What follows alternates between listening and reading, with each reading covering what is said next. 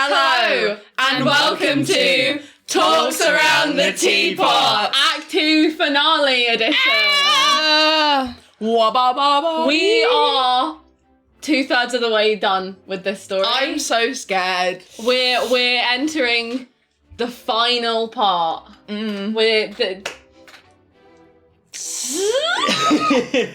Oh, I've just remembered how it ended.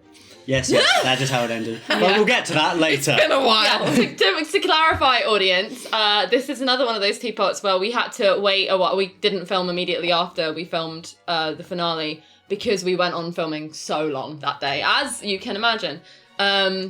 So forgive us if we don't remember everything. But that's Rio why took we have notes. That's why I'm here. Because my notes are incoherent. Oh, did I take any deranged notes? That's why I've got my notebook out. My notes aren't deranged, but they're not helpful either. All I've seen this morning of my notes is Aggie said deranged and autistic, but I guess we'll get there. Yeah. My cat pissed himself. Oh shit, yeah! That's the note I just saw. Yes, that is a note. That did happen in the first. I can't piss episode. his pants. He did piss his pants. And then get cucked. It's a bad day for the Vega. Yeah. Or it's a day that the Oh right yeah, has because I things. wrote Dimmond. Dimmond. Anyway, let's start from the start beginning. from the very, very beginning. Let's start from the very beginning. It started off with In the basement. In the basement, Talia. Why In the basement! Why do I think In it's the like a game? Crocodile. All right, guess. Where did it start?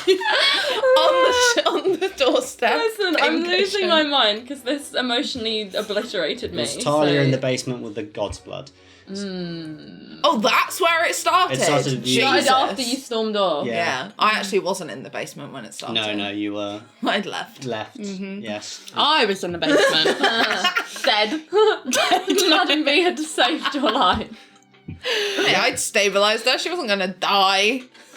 It's Agatha. She might die. She She might die. might die. First note I actually have is Agatha didn't follow up on being shunted, and that was from you Yeah!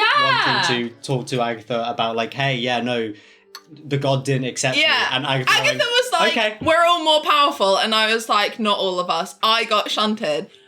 And she just said nothing. She just moved on from that. She literally went, okay. No, for real. And can I ask you, Morne, why? I don't know. It went on my arm for the most part. Encore. It's- Went on your book. Oh no. Well, this book has survived worse. Encore. I don't know because I wanted to ask. It just didn't. Yeah. Morne come wanted out. to ask, Agatha didn't care. Yeah. I wondered if it was because, you'd seen it, so you just sort of assumed that Agatha knew. I think narratively that's probably what happened. Well, Agatha didn't have any ideas. Yeah. Oh well. Listen, But Agatha sometimes still doesn't know, right? I make questionable choices. Yeah, but Agatha still hasn't asked about seeing Gilbert. Agatha knows nothing. Agatha doesn't care. Do I know about Gilbert? No. No, because Yeah. you were downstairs. We'll get to it later, It's but been you were vaguely downstairs. mentioned in front of you, and you just said nothing about it. I was probably biding my time then. That's what we'll say. We'll say, you know what, Aggie's biding her time before she cares about her friends. Yeah. No, it's not coming from a place of not caring. It's just not coming I from feel a place like, of caring. but I also feel like, and I might be wrong, but I feel like Aggie always just feels like it's not the right moment or time because loads of other stuff is always going on. Yeah, I agree with that. But for the I most would part. always ask if my friend was like, oh yeah, when I spoke to my dad, who we know is in hell and we've not seen for months. But I understand that too, but then when I said I got shunted, we were on our own, we weren't really going anywhere, and there was every opportunity to have a conversation. That is I true. don't have a justification. We've got that on camera, and just so we know, that is the truth. Yeah. That's fair. But yeah. How did Talia feel about getting shunted? She was like, I don't know. She's like, fair enough. Yeah, get it. she was annoyed by it, but she was more annoyed by the fact that she did it, and she was like, well, I get that, to be Yeah. honest. Because she went into it not really wanting it anyway. Yeah. So she was sort of like, well, that makes sense, but Yeah. fucking piss off. Yeah, that's sort of what I thought. You know, she wasn't like surprised by it. Yeah. It's And just I was gonna say that the others, because you left in a very like visibly bad way at everybody else. Like obviously Aggie came and found you and sought you out because like that's Did weird. she Weird. though? Well, you did, yeah. She you did, went yeah. to- Okay, to find alright. because you know you guys are close and you know we're in this together. I do want to say though that Madam and Richard and Diamond were lovely. They didn't Yeah. make that a problem. They gave you space. Like they knew exactly what to do because as always, they're just. I love them. Like they're just the best. I'm feeling better things about Madam B now. What were you feeling? When were you feeling bad things? We had that big debate thingy. yeah, Agatha still hadn't guess. forgiven I Aggie hadn't moved on. Yeah. Yeah. forgiven Madam B for that. Yeah, because you apologised to Madam B about I did. everything, and Oh yeah, you didn't. Yeah. I kept remember quiet. now. But like, I think she's definitely regaining my trust. Good. So- That's nice. Yeah. That's good to know when we've like made her a part of our order. Yeah, it can be a bum if you'd be like, I still got my eyes on you. I mean, but in my defence, Talia at everyone. in my defence, I've been through a lot, and that Yeah. didn't help. So Yeah. it's going to take a while No, to for sure. regain that fully. But it's nice that that's like started. Mm. I like that. Definitely. Then you went back to the Velvet Masquerades to have you two had a conversation We about did. your We emotions while did. yes. Yeah, you Talia was actually very honest and good. I actually think we talk a lot of shit about Talia Bronton on this show, and I think she deserves a moment, like for just like admitting that she was wrong because like she Hashtag playing the most problematic character. because like I remember like she was really like for me like and obviously I have Rosalind's perspective that I see it through, so I might be very off because Rosalind often is about people. Yes. But I like that every disclaimer about a good thing that's said about Talia is, but I see it through Rosalind, so I could be well, wrong. I have to say that or Rio's gonna be like Anyway, so another point about that. but I do feel like the main thing I was getting from Talia was, oh god, I really hate that I did that. Why did I do that? That was really bad. I don't know why I was like that. Which I do think is like character development for her. Yeah. Because before she just would have been like, you know? Yeah, it was. I mean, it was very. A lot of the conversation. I got the note about that, but it was a lot of the conversation was like, I just feel angry from Talia, which is like, yes, we know. Welcome to Demons and Daughters, absolutely. everyone. That's not a surprise. I'm The surprised plot it took is- to the end of Act 2 for Talia to go, I'm angry a lot.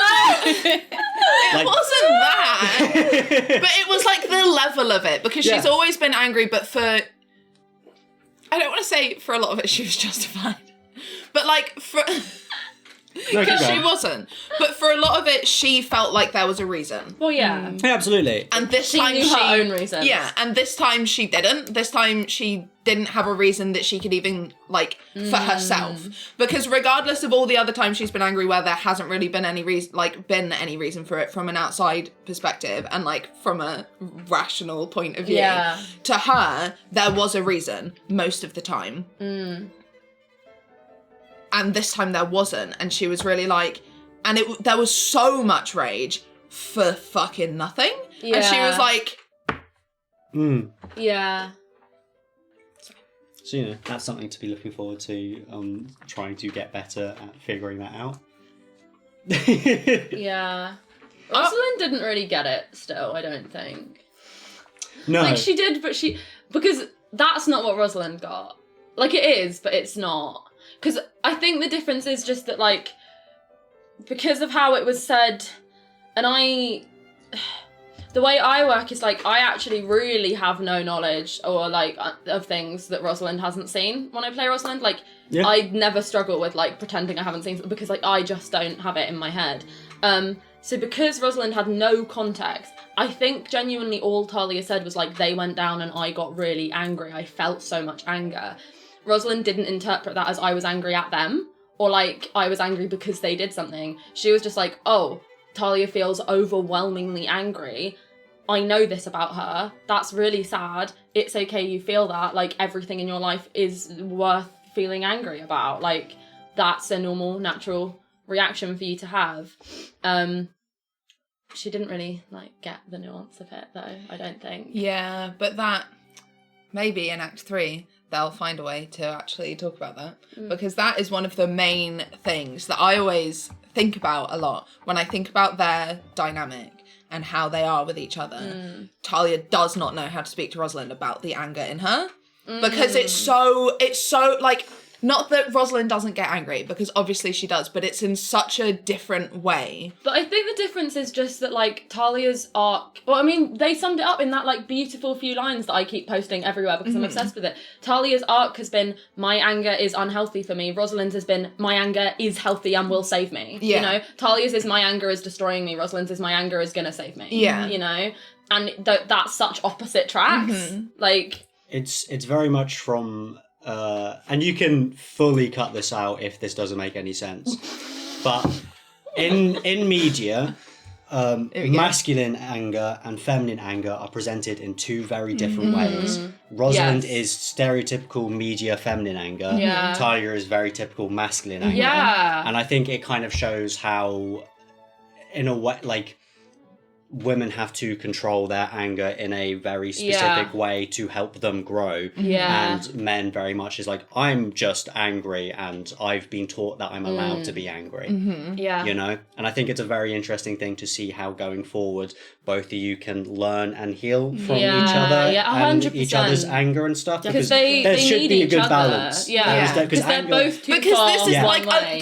there is a lot of Talia's anger that is justified. It just comes out in the wrong way. Like her like underlying anger at the world and at society is valid. No, it is. But like, and her anger at like the situations we're all in and like everything we've all suffered and lost and like have to go through, like we all like that is so justified. But it's interesting because like it for both of them it obviously comes down to their childhoods and like how they were raised. And it's interesting like because Talia was allowed to feel everything, but I'm also like, was there any dialogue on handling your feelings? Because like I don't think there was, and that's still unhealthy, like just in a really different way. It was just never like given much thought. Yeah, which I always like think is really interesting. Just because it's always been like, you know, Talia had the best childhood out of all of them, which she still did. But it's again one of those where it's like you don't realise straight away that like some things weren't. That doesn't mean that it was perfect. Yeah. Because like with the way that we've always spoken about it and the way that she's always viewed it and that I've always viewed it is like, oh, but everything was great. Yeah. Like, and it was. other than the fact that, you know, her mum died. Yeah. But like Rip Amelia. R.I.P. Amelia Bronte. No, but I do think it's you know something that our show is very much about is that like even a good parent makes mistakes. Like you never, you know, there's always mistakes made in parenting that affect you, you know? Like even like Gilbert was inarguably a good father, you know, especially compared to the other two. But that doesn't mean there weren't mistakes because there always are going to be, you know? No one can do it perfectly. Yeah. And I like that that's being spoken about now and coming out because I was like I've sort of wondered if it would, and I'm interested in like where it's going. Also, I'm drinking the Warlock tea from Lucky Leaf Tea because Fighter fuel. I did lots of Warlock shit, and I've justified using my last Morne. But I've justified using my last like tea leaves from Warlock's Morning because it's the end of the act, and I did cool things. So. Yeah, the rest of the episode took place at the Velvet Masquerades, where there was celebrations. Oh, it was our nice episode. Was that early?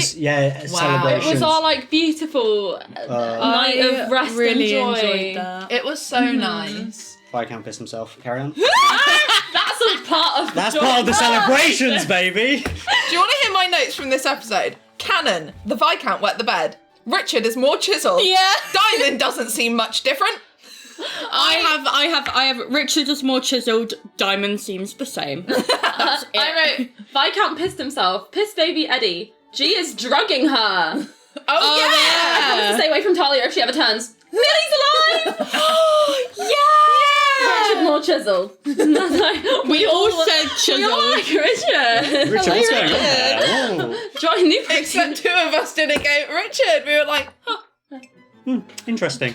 Talia was like, now we can train. She's like, now I'm not gonna Finally. kill you. Yeah.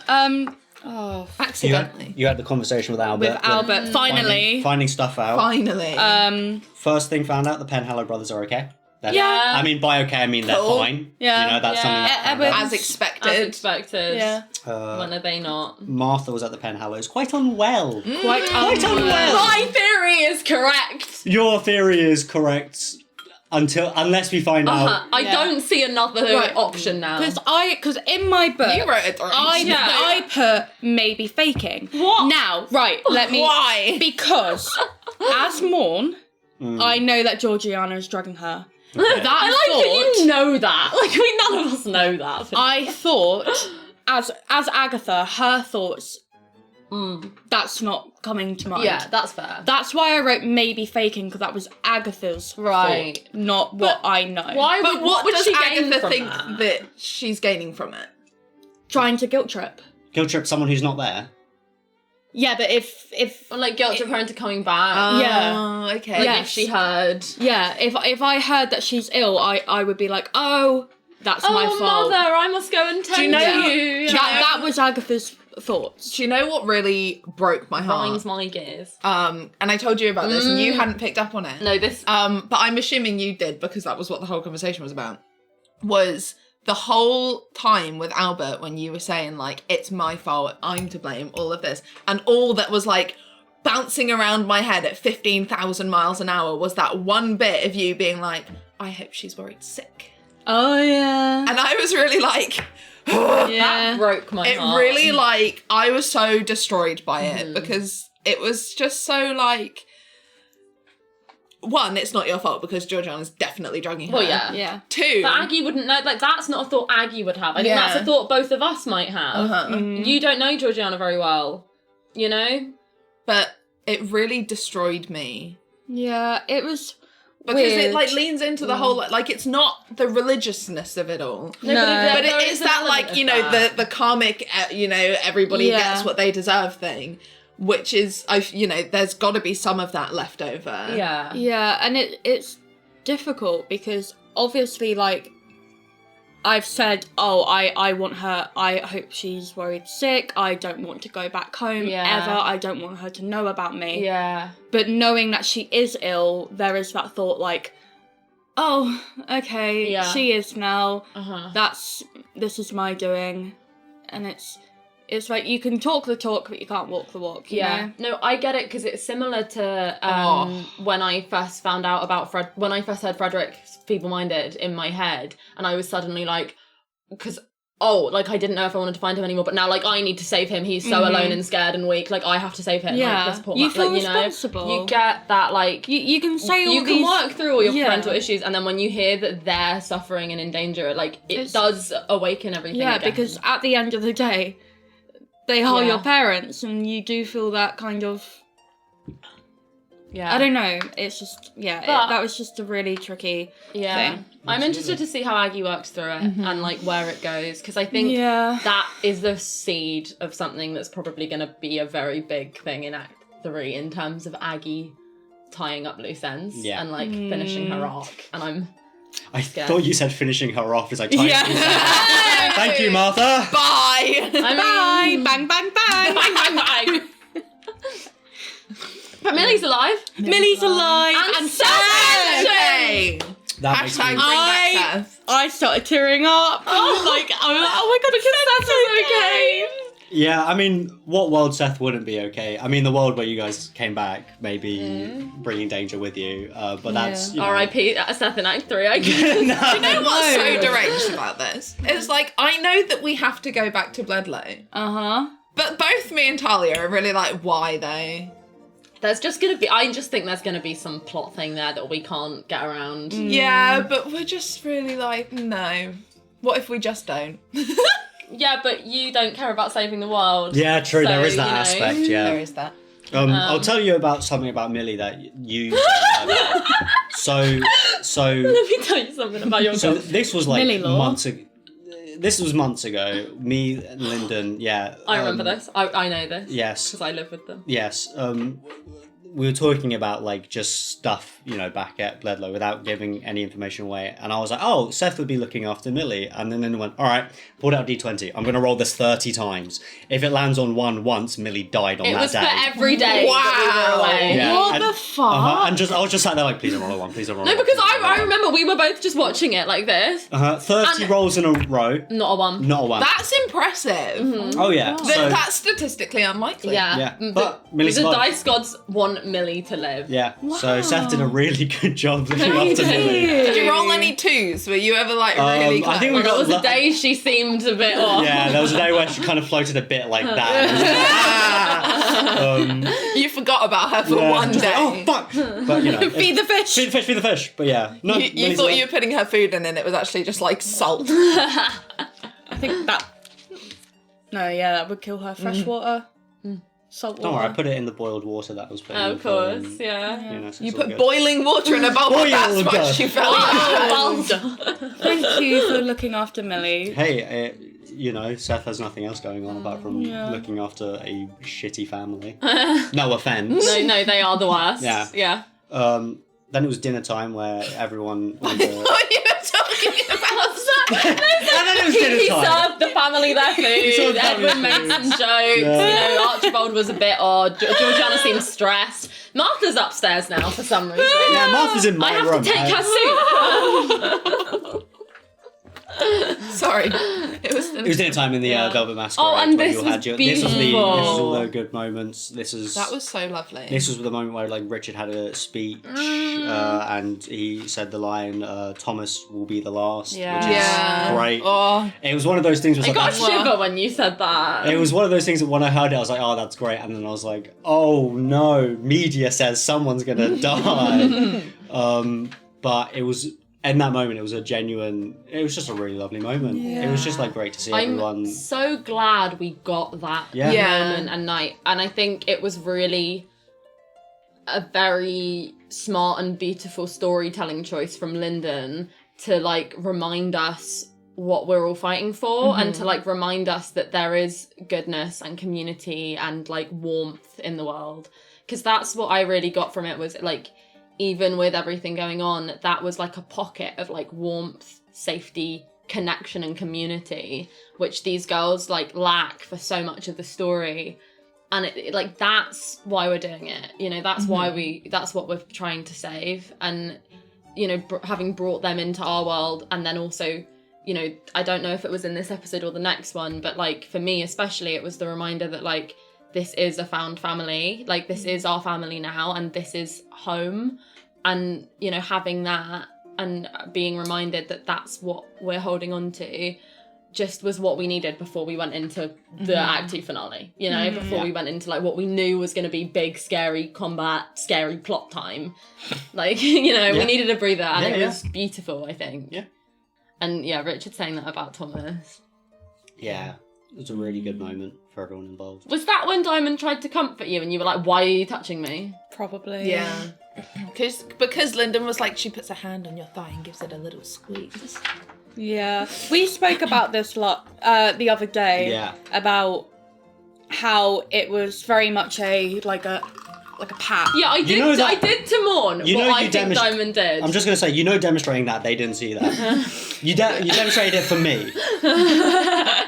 So what happened was that kind of Yeah, not a kind of a yeah. But I can understand how the way that it was described, how it could Yeah. be misconstrued. Misconstrued. yeah. Misconstrued. I agree. I just think the context was very, hey, your boyfriend died, and we're, Yeah, but also it's Diamond. I know. Yeah. But it's also like your But- boyfriend died and a good friend of ours is dead. And also How it are was you the fact dealing? that Lyndon had just, I think it was before that Lyndon had this gorgeous line about Diamond, because obviously, Richard looked physically stronger. We know Madam had magic. Like, those two we physically had seen change. But the change in Diamond was described as more of a, like, a personal like feeling in her of I can afford to look out for other people now, not just myself. That which was was so a gorgeous gorgeous. line. My theory that mindset came from not just the God's Blood, but very much came from her own pocket dimension. Because her pocket dimension was like, oh, I have had everything and it was boring. Yeah. And now it's like, oh,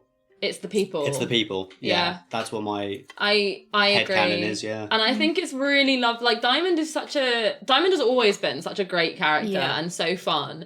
And really in, like, a few very small but very, like, precise lines, Lyndon has made her into, like, oh my god, I understand you as a like human being, and you're amazing. Like, I think it's so great. But yeah, I just think from the context of that line being said as well, she was obviously gonna try and be nice and not just like tease you. Yeah, I think that was a mix of me and Agatha. Just it was funny though. Yeah, It's a funny moment. Yeah, It is what it is. but it was nice still. Yeah. Was it nice for Aggie? yeah, it was Good. It felt nice to. It felt nice to be talk touched to. by a No. To You by panic, sorry. to talk to her and it not be about like work or like sleeping with my dad. So Yeah, that's fair. That's fair. and I think I got that from Diamond like a few either like the episode after as well. We had like a nice talk and it was I feel like her and Agatha are going to be good friends. I agree, and I really like it. Yeah, I do as it's well. Nice. It's really nice. Sweet. Next episode began with cheering for Rosalind and Talia. No! I forgot. No, but that... Wow. That was scary, not gonna lie. That was so funny. That was... And again, like, I know I'm it's obsessed. stupid and funny. I love it. It was as beautiful and as important to me as a remember what you're fighting for, remember there's joy in the world, and remember there's whimsy and friendship. Like, it really did so much for me with that. Do you know what It was beautiful. Like, it was so funny and embarrassing at first, but, like, it was so just, like, gorgeous and, like... But the other thing that was really nice about that was Zach was the one to set it all up. Yeah. And the last interaction on screen, and sort of the last interaction between Talia and Zach, where they actually spoke, was Zach being like, well... He, like, because of the whole Thomas thing, and he made a comment about, like, wishing that Talia was there, or, like, it was a comment about, like, oh, well, you could have saved him. Yeah. And it wasn't meant in a horrible way, but it was very, like, oh, our dynamic is different now. Yeah. So it was really nice for it to... Yeah, it's one of those things where Zach's best friend is dead. Zach has taken time to grieve and is like, oh, there is still joy. Yeah. I think, for me, it very much kind of like an olive branch sort of situation. It's like, hey, I am understanding what I said was kind of shitty. Yeah. We're still good. I was just hurt. Yeah. You know? Because it never was that deep of, like, we're never going to be friends and I hate you. But it was that... It was a moment and it was a bit like, oh, we're, like... It's not the same. There's going to be distance now. Yeah. So, and I feel like, you know, that time did still happen and was still needed, but, like, now they're... Yeah. And it was just, it was really great. cute. It was great. I didn't realise that the Viscount was in the next room until literally the bit where Rosalind realised. And that really makes me giggle. I keep coming back to it. It very much did give, like, two people hooking up at a uni house, and, like, but the two people, everyone's like, they're going to hook up at some point. And, like, and then they finally happened, everyone's like, fucking, you did it, finally! Yeah. No, because it was the fact that they were cheering throughout. Yeah. Because I was just thinking the party, but it was... Yes, it was all... Rosalind wasn't aware of it. And I genuinely, like, I do think it was. I know this is stupid. Like, I've said this to all of you, I think. But I should say it for the audience. The reason, so Rosalind didn't pick up on the fact that there was, like, noise and cheering going on during. One, because she just wasn't aware of her surroundings. Because, you know. And two, because I think subconsciously... Rosalind is used to the Velvet Masquerade being a place at night with lots of loud background noise, you know? To the point that, like, she's just sort of tuned that out as, like, autopilot, we're at the Velvet Masquerade, of course there's noise. But, like, it didn't occur to her because, you know, of what was going on, that, like, it was closed. Like, it wasn't it wasn't open for the night. So it was only really, like, at the end when she realised that she was like, oh, shit. Her taking a curtsy. That was the best moment. I was really, because here's the thing. You were embarrassed. Talia was like, yeah, and Talia was like, what? I was like, lads, let's go.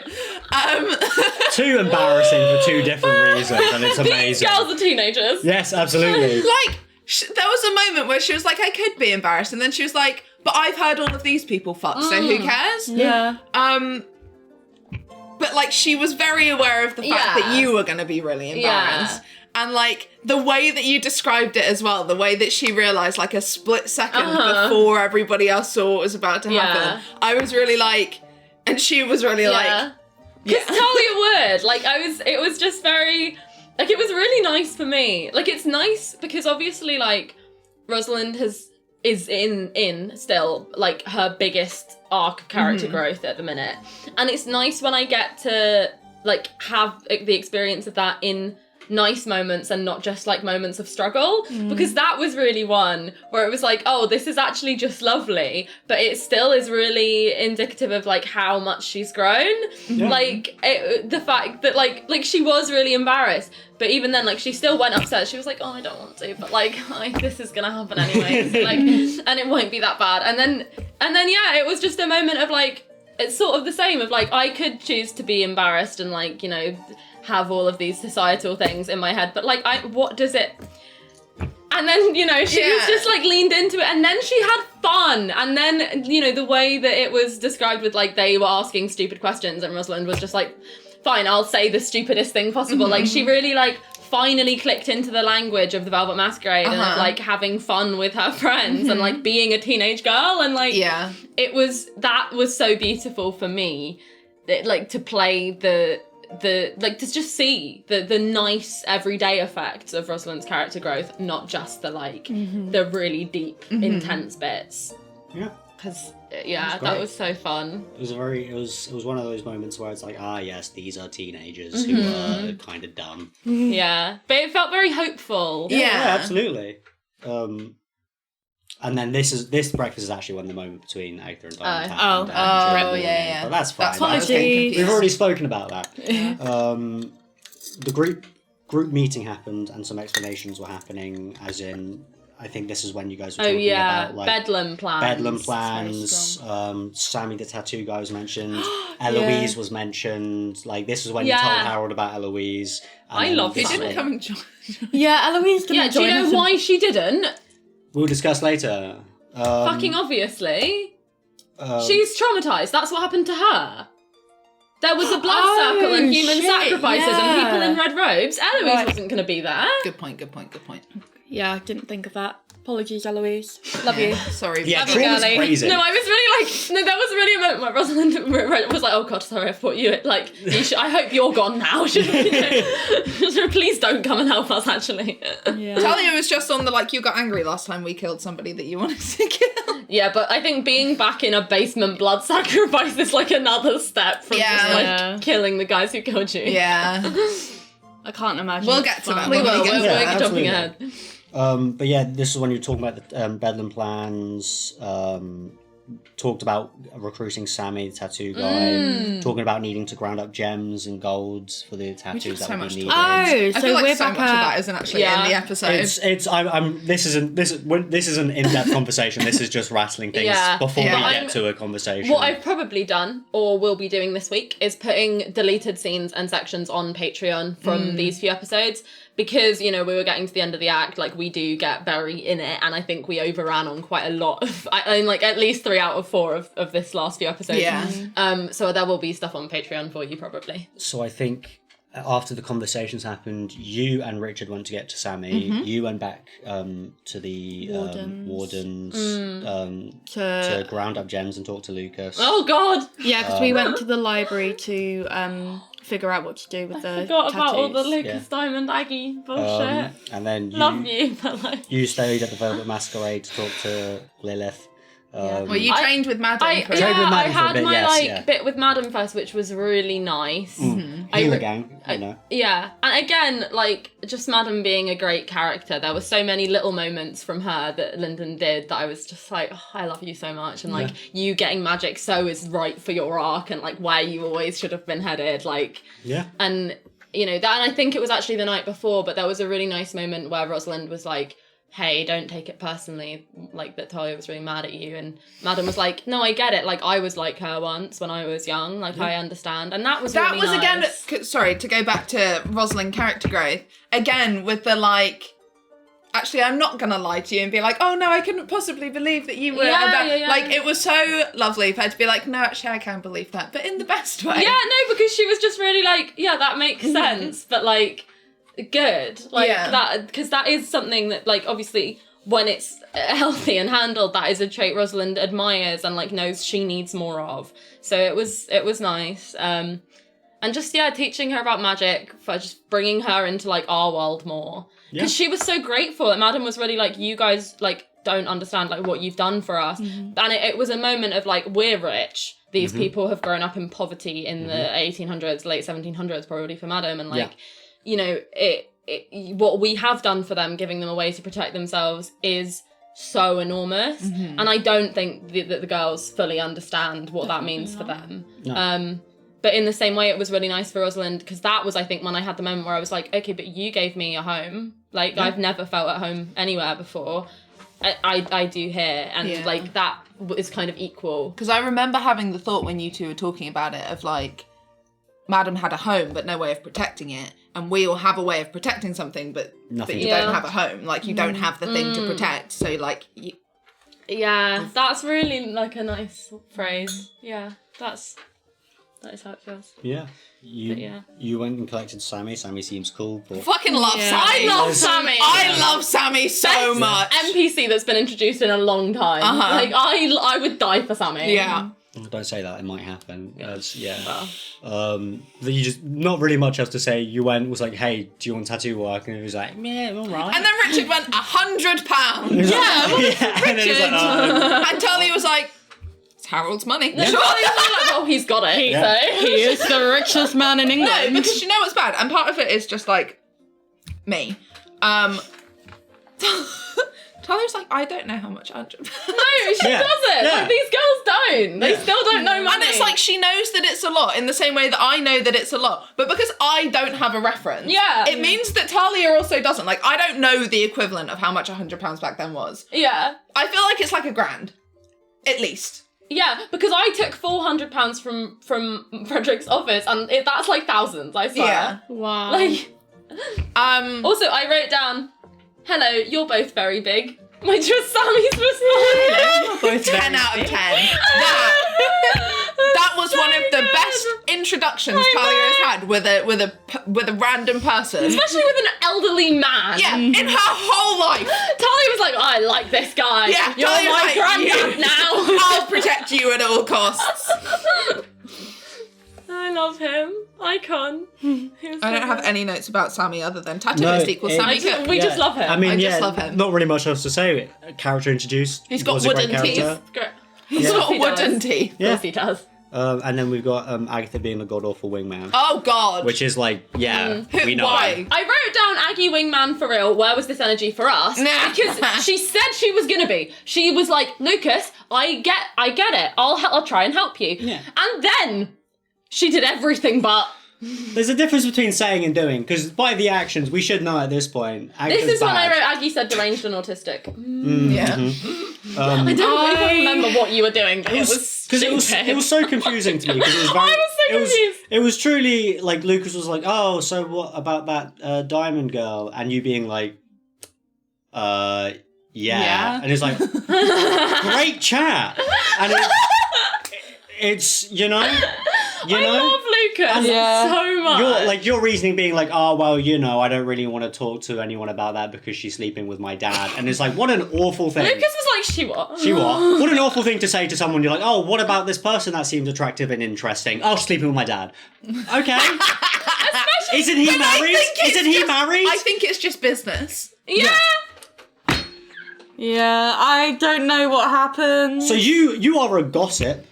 You're a gossip. You're the You will biggest gossip. You will gossip, and you will never go up to someone and talk about the things. Do you know what was really funny not. though? Was Agatha being like, "I'll speak to her for you," and Lucas being like, "No, but don't let her know." And Agatha was like, "No, I'll be subtle about it." And I was like, "Agatha, Subtle? I've never been subtle. when have you been subtle about anything? You're gonna walk up to this woman and be like, Lucas likes you. Do you like what him? do you think? Is How Lucas do you feel? handsome to you? Like no subtlety." She probably would. She'll probably be like, "So, Diamond, you know my friend Lucas. Do you think he's handsome?" Diamond would be like, "Yeah, No. go for it." Yeah. Diamond would be like, "Yeah, you know, Thomas It's like- would approve. it's Thomas like- would You're so approve." right. It's because I'm Diamond. What was I going to say? I had another point to make about this. No, but I do think, props to Agatha. Agatha had no socialisation for almost all her life. Aggie does not know how to handle interpersonal things, does not know how to handle relationships, wingmanning, friendships. Aggie was raised in a sick room, Yeah. And we can joke about it, but it is a big thing for your character. You do not have any social skills. Absolutely. Yeah, it's just funny when it comes out like Yeah. this. It's like she's got none. And there are true moments where it's like you learn, but Yeah. you seem to not. There is that. We can only give so much credit to that. We can give so much credit. Yes, But there we is no are sense of- like but 2 there are- acts in Yeah, now. there We're have at the been finale of there Act have been two. opportunities. Let's be for real. You've been out in the world for a while now. I will I be the know. biggest critic of all these girls. Yes, there is all of this backstory stuff, which is like, yes, I understand no socialization. However, there's been chances. However, now she's been quite Now socialised. she's been socialized. Yeah, you've observed a Right, lot in as my well. defence, Taya brought up that I wasn't socialised. Yeah. Yeah, I didn't make that as I an wasn't excuse. using that as an excuse. Yeah, I was okay, just alright. like, let's Okay. not forget. Let's contextualize it. Yeah. Absolutely. And Yeah. I'm just trying to defend Aggie here. Mm-hmm. No, and I appreciate that. Can you tell which of us is like the good person in the group, wants to please everyone and only thinks the best of people? Yeah. I'm talking about Rosalind, okay? She's like here, I guess. I have once again no justification. We need to make a compilation of just one being like, I don't know, I have no justification. reason, I have no justification. The opportunities are coming up, and I realise that those opportunities come up once they've passed, which is really Very frustrating angry. because then we've moved on, and I don't want to retcon. Do you want me to stand behind the camera next time with a sign that says opportunity? So just like every time an opportunity does come up, I just like that. Just so you're... that might be good. Yeah? To be Okay. fair, I can't say shit because the amount of times that it's been like, you could be a good person here,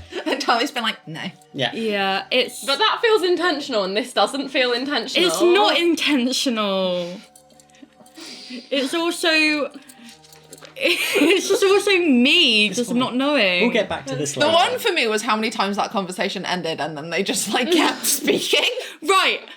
Like 5 times. I know. But it's because both Lucas and Agatha have no social skills. Like, Lucas doesn't really either. He's just like, okay, so shall we do this then? And he's like, yes, let's.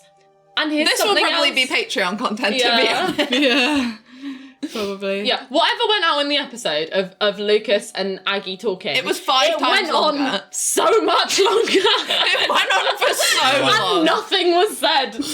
I really can't emphasize how much longer it went on for because I the amount know. of time I was ready for the next thing and started writing notes for the next thing.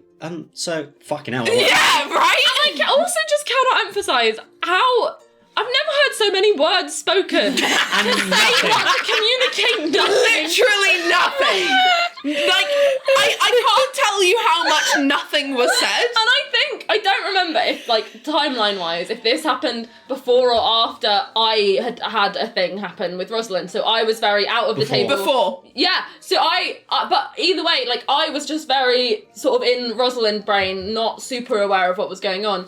But every time I, like, so became aware of it again, I was suddenly like, God, they're still going!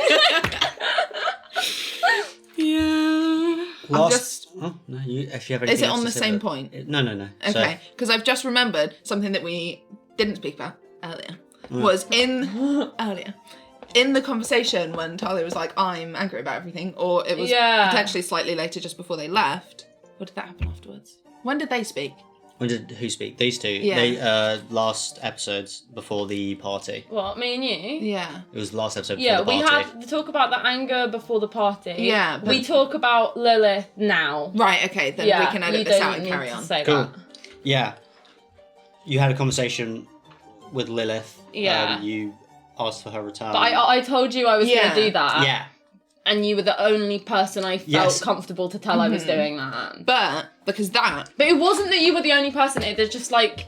But it was just that Harold was there. Yeah. It's just Harold, really, Yeah. that I have an issue. I don't have an issue with Harold. Well, it's one of those things where it's like, I can understand why you have a problem with Harold Yeah. knowing this information, but But it's he also should like, know. I understand why Harold has a problem with you doing this. This is the thing. You know, it's completely, like, I absolutely, like, if I was Harold, exactly the same. I just didn't realise how much of an issue it was for Rosalind until she was talking to you, because she got quite upset about it. And I was a bit like, oh, okay. Like, she was really like, I need Harold to stop looking at me like that. And I was like, oh, shit, okay. Yeah. What I will say, for, like, Talia communication... She ate. In this example. In this one bit... She nibbled. She nibbled. let's- Okay, fine. She didn't She didn't For take it. Talia, Yeah, for she Talia, ate. yeah. It was so... I was really proud of her and the Good. way that they spoke about it. I'm proud of the way Talia went about it. That's what I mean. Yeah. Like, especially because, you know, and again, there's so much that I as a player know that Talia doesn't know, but she knows that there's so much that she doesn't know.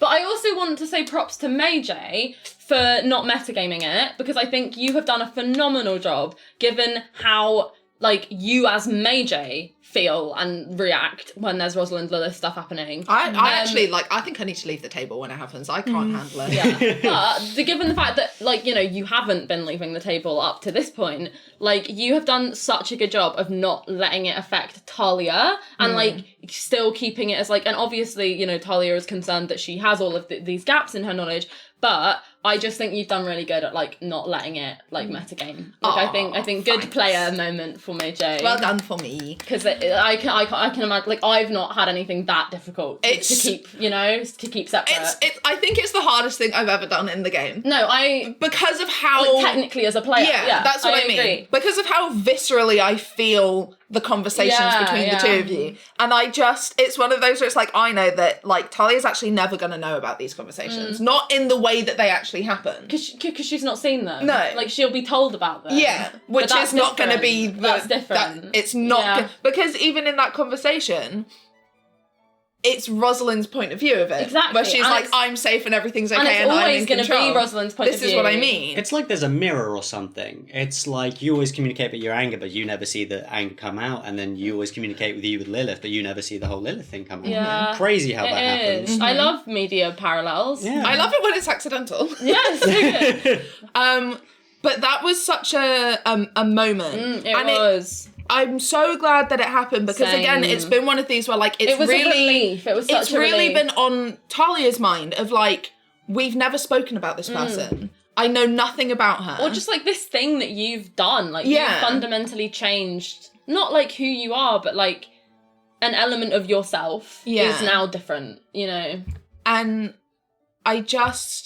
I don't remember what she said, but there was like a bit There where was, I I was like, remember very vividly, and this is again why I'm so proud of Talia, because there are so many worse ways she could have gone in, but she was just like, because I said I was gonna try and like get more power, and I didn't want to say it in front of Harold because like I don't like feel comfortable with that, and then you were like, be safe, whatever. And I was like, yeah. And then you were like, just make sure she's not using you. And Rosalind was like, I think we're using each other. And you were like, just make sure everyone's aware of that then. And I was like, that felt like very mature from Talia as a like, I don't know. It felt very like, it was a really good way of handling it, I think. Because that was the phrasing I remember. Because I was like, oh, Talia's being really like, aware, smart, like, I don't know. It was really good. Yeah. Then you had the conversation with Lilith. that conversation was really... It was really, like, frustrating, though. I should probably be saying this on camera. But, like... We can just cut to No, just the two of us. No, actually, well. No, it was really frustrating, though, because Just not mention it. And I feel like it's going to have been the same for you. Both Taya and Rosalind were like, oh, this needs to be such a bigger conversation. Yes. Like, now you're leaving? Yeah. Like, it was, because it was really like, oh, we have just touched the iceberg and now we've both realised, oh, fuck, we haven't talked about this. We need to have a big conversation. But you're leaving now. Yeah. So we're actually on a bit of a time scale now. For real. And that was really annoying. We were just saying, I'm leaving this in. That, like, both of us, that conversation was really like, oh, fuck, we need to have a much longer conversation about this, and now there's no time. Yep. Like, as the characters and the players. Well, it's one of those things where when Rosalind said, well, I think we're using each other, my first thought was like, yes, but who's been doing this thing longer? Well, yeah. Like, it's very, like, a proper conversation. Well, we just need to talk about everything, because, like, Rosalind, like, needs to tell you about, like, all of it, and, like, what it is, and, like, what, like, how it works, and, like, it was. But Talia again is like, you are both using each other, but you've been in this situation before, and you still haven't realised the scale of it and the impact of it and what that actually she has. means. She just doesn't. It's not. No, I'm that saying she before doesn't she care. didn't realise. No, but like she didn't realise when she was in it. Yeah. No, but now it is very different. But now it's more that, like, it's not that she doesn't care. The only way I can't even really phrase it. I just have to refer back to how Rosalind phrased it at the end of that episode, where she was like, what happens to me doesn't matter, not in the way that I used to think it doesn't matter, but, like, I'm putting the world first because that's my responsibility and that's what I want to do. Yeah. You know? And there is an element of that with this, because she knows she's in way over her head. Like, she knows that. She knows that however she's using Lilith is so small compared to, like, what Lilith might be doing with her. She does not care, because it's how she can save the world. You know? Okay. Yeah, I can't argue against that. I have no arguing points against that. And it's not an apathetic, I don't care. Like, it's a choice. It's really hard to articulate. I just don't know if she actually wants to save the world. I don't care. I don't know. Lilith doesn't, probably. Lilith wants to be Queen of Hell, whatever. Rosalind wants to save the world, and this is how Rosalind can potentially have a chance at it. Mm-hmm. This woman. Yeah, truly. It is. I want to get the three and just be like, hey, what the fuck, guys? It's so, like, I understand everything that you're saying, but like.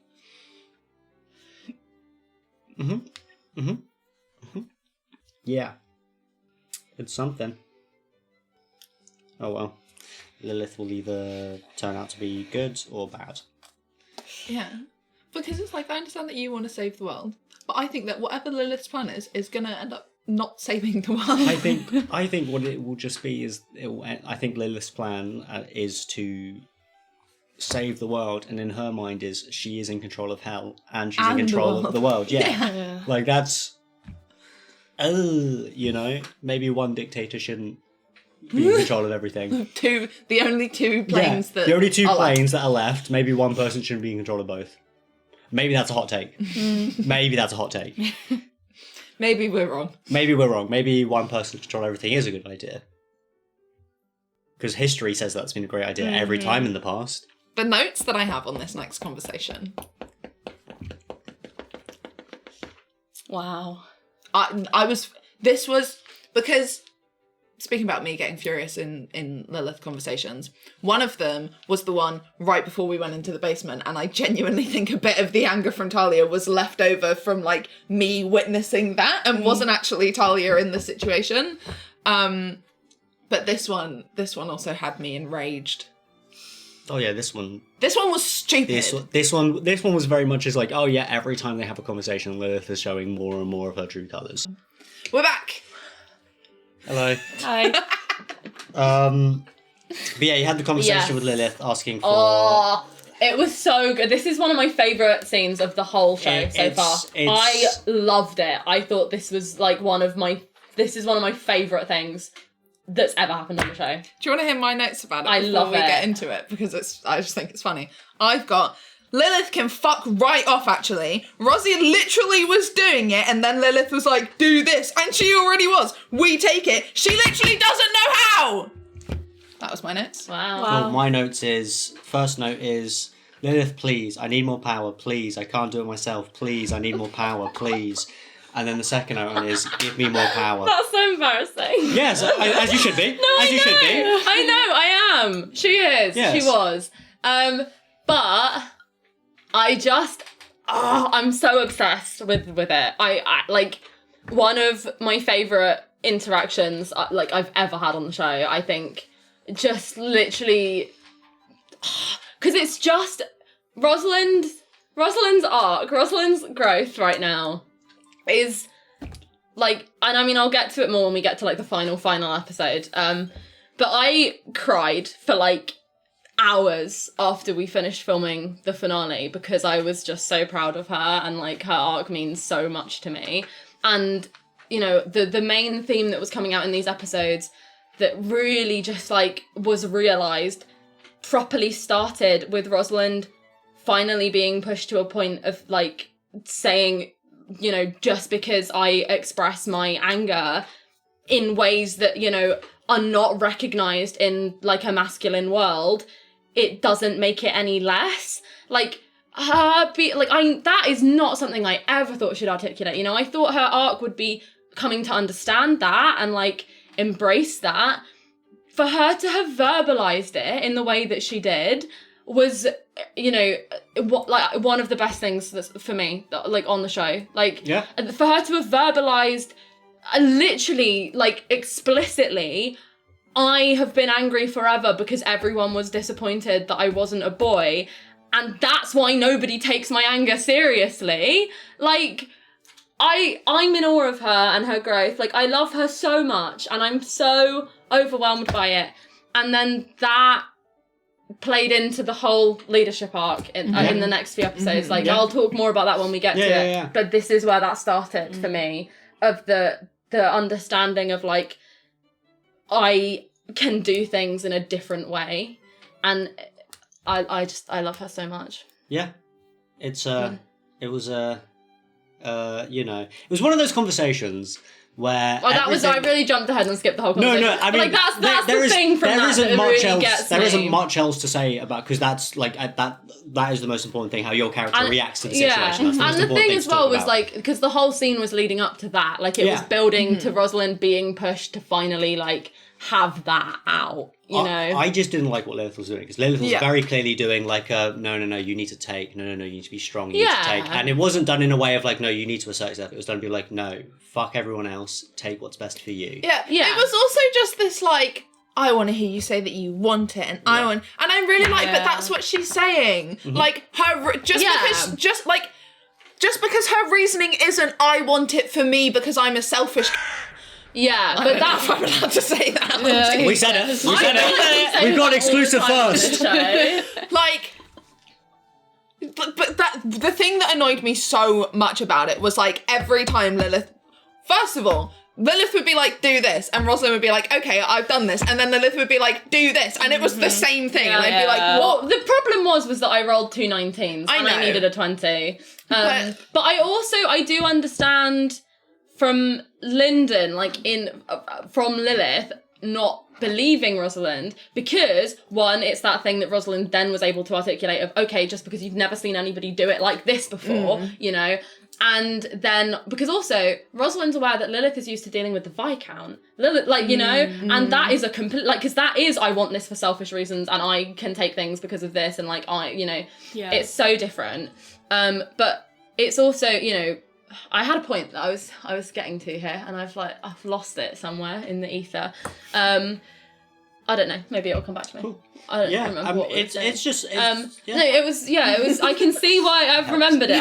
It did help. It helps. But it was, you know, I can see why Lilith didn't buy it, like, because of what you said. Like, I was begging still, even in that first bit where she was like, I want it, I've deserved it. Like, I can still see how that was very like Rosalind sort of convincing herself and doing it very like properly, and she was edging towards it, but like, I don't know how much Rosalind believed it herself, like genuinely as a player, until that last bit where it did work. And it was just such a fascinating like thing to play out. Yeah. And it was Rosalind's response to being not believed, and like the way it actually did fire her up and like keep her pushing through it, because earlier on, and it wouldn't have made for very good viewing, but like earlier, if that happened way earlier, there was every chance that Rosalind would just crumble and cry and be like, okay, all right, that's sad, I don't get it then, okay, just like... But she was really like, no, like, and I really liked that, and I do think, as much as I think Lilith did, because obviously what Lilith wanted to see was like a lust for power as its own thing, which she is never going to get from Rosalind, which I'm really interested in how that's going to play out, because I'm so interested because I genuinely don't think that will ever be a thing for Rosalind. No. Like, not just in the way, like if Lilith just wants it isolated from any other reason, she's not going to get it like that. And I'm interested in where that will go. She's going after the wrong girl. What she wants. The rest of us. Yeah. But that's really interesting, like as a story. I had another point that I've lost. I just have too many thoughts about this. So they're all gone. But what was that? What the fuck was I saying? I don't know.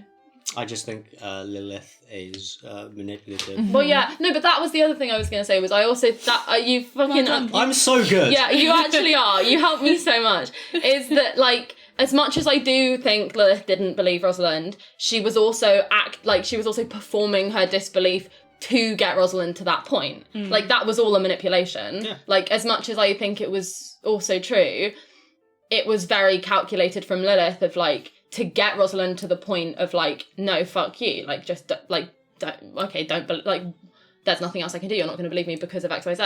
Like, it worked, but it was very, like, designed to do what it did. Like, I think she does want that from Rosalind, but she also knew how to manipulate it, because, that's not what Rosalind is. Yeah. But yeah. Yeah. She just, she's just another character who I just hate her. I don't hate her, but like sometimes I love her as a character. Yeah. I just don't trust her. I just don't trust her. I'm fully on Harold's side. I don't trust her, but I don't trust her in the sense that, like, I do, because obviously we can't trust you. Like, it's the bit from Pirates of the Caribbean where it's like, you can always trust a liar to lie. It's that where I'm like, like, you're so obviously just out for yourself, and like at the minute everything's aligning, and so obviously that's not always going to be the case, and you're going to fuck off and want something else for yourself. Like, so I trust that that's, do you know what I mean? Yeah, like, absolutely. I don't have that, like, immediate mistrust, because I'm like, everything about you is so grounded in mistrust that, like, fuck it, Yeah, there is that. It's very bizarre that you have that mindset and still willing to give more of yourself to her. It's what I have to do. And also, sure. I love her. Well, she's great. Well, yeah. I want to move on. This is why I want to move on. This is why I'm like, the girls are never going to be able to talk about it. I want to move on. And it stresses me the fuck out. Let's move on. I'm done with that episode. I think I'm done with that episode. Sorry, guys. We're not doing that anymore. But I leveled up. No, we're not talking about it. I mean, good job, you leveled up. Weird ritual stuff. But The ritual was cool. Yeah. Yeah. Talia's moved past a lot of her jealousy issues. Yeah, but this is more you're being manipulated and you're going to be used in a demon war concern. Surely? Surely that's the thing. Yeah, that's the main thing. And then occasionally I'm like, I'm going to kill you. Yeah. And that's not that. I put... So beginning of the next episode, because if we're done with the last episode... Which we are. Good. Good, I'm glad. Wow. Start off with the investigating the rooms for the gold and the diamonds. Oh god, this went on so long. Fuck's sake. This is one of the conversations with Agatha and Lucas, and then Diamond as well. Oh yeah. I just think that they've had enough time. I will say there was a moment where I don't think you caught on to this. I don't know. I put Agatha as fucking clueless. Diamond used the same line on Lucas and Harold, because there was a moment in one of the last episodes where it was you, Harold, and Diamond in the room, and Diamond was like, "Oh yeah, no one showed me around." Yeah. And then Harold went and showed him around, and then Diamond came into the room and then went to Lucas. Well, no one showed me around. Yeah. And then Agatha Perhaps went, the bedroom. "Okay." Yeah, Agatha was like, I can show you. I can show you. And it's like, Agatha, what are you doing? I think when I wrote these fucking autistics. It's truly like no. I didn't even realise. No, Agatha was like, "Oh, I'm sorry. I'm sorry. I can do I that. can do that if you want." And it's just kind of like Apologise for having not done. you literally said in the last episode you'd be a wingman. Yeah, and right now. also ended with Diamond being like perhaps a bedroom. No, for real. Yeah, and you're like, "Oh, I can show you where to sleep." Cock block. Twice. Queen Twice she said block. show me around, including the bedroom. I am so glad I'm not a character in this main group because I just wouldn't want to talk to anyone around Agatha because I feel like Agatha would just ruin my chances. No, she won't. But because Lucas could have gone in there. Yes, That's when it was gonna happen. They were gonna get to a bedroom and Diamond was gonna make a move. Yes. That was what Diamond was literally saying, and Aggie was like, "I'll do it." Anyway, moving Should we move on from that now? I apologise. it's not us you have to Do you apologise have to. no justification? I don't. Can you just say that one time, full I sentence to the camera? don't have any justification. Great, I think we got that clean. Cool. Oh God, Agatha! Morne! Back tattoo. I was No. I was heartbroken. Why is that the saddest Talia's been in? so long. Like since her pocket dimension. Why was Which it is so sad? funny because she wasn't in any worse off of a place. Nothing had changed. Nothing had changed except now she's got a cool back tattoo. But she was so. I think because she so wholeheartedly believed that it was gonna work. Yeah. Did you roll a 1? Is that what it was? No, but I did roll. I think I rolled single digits. Yeah. And because it wasn't, because Lyndon said afterwards, it wasn't that, I think it was a 12 to succeed, and then it went up to a 16 to fix it. But I just think that she so wholeheartedly believed that it was going to work, and It didn't? And it didn't, and I'm really my brain working now. But then it got fixed the next day. Yeah. But again, it was that, I don't think she realised it, but again, it's that, she got the braces from Gilbert, and then she was getting the tattoo, and, she was, that she was becoming the place that she was supposed to be, and then it just didn't work. Yeah. And, I get that. I mean, it was one of those things where it was a rogue choice. For, in my mind, I was it's insane that you're attempting it the very first day that Sammy's around. Yeah. I thought that he was gonna have some training and then do it on me, and then it was just oh well, we're doing it now, and I was oh well, we're doing we sort of have to do it now because we're about to go to Fiddler. But yeah. Sorry. But the first time it didn't work, and I was yeah. Of course it didn't work. It's He's very an old in my man. mind. In my mind, it was so obviously not going to work the first time around. He's never done a magic tattoo intentionally before. I know, and I was aware that it probably wasn't going to work. I don't know where she never believes in anything that wholeheartedly. For a good outcome, she's never oh yes, the best outcome is certain. She's always no, someone's going to die. Something's going to go wrong. It's not going to work. Why? Why on this? It's because you like Sammy. Yeah. Yeah, that's it. It's oh well, this shaky old man with Parkinson's won't do me wrong. Tap me up. What the fuck are you talking about? What are you talking about?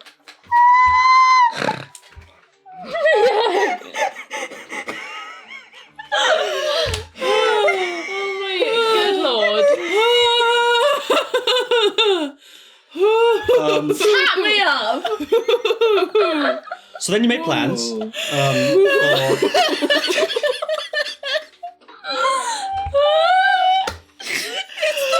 Size of the tattoo. Oh yeah. It's the whole back.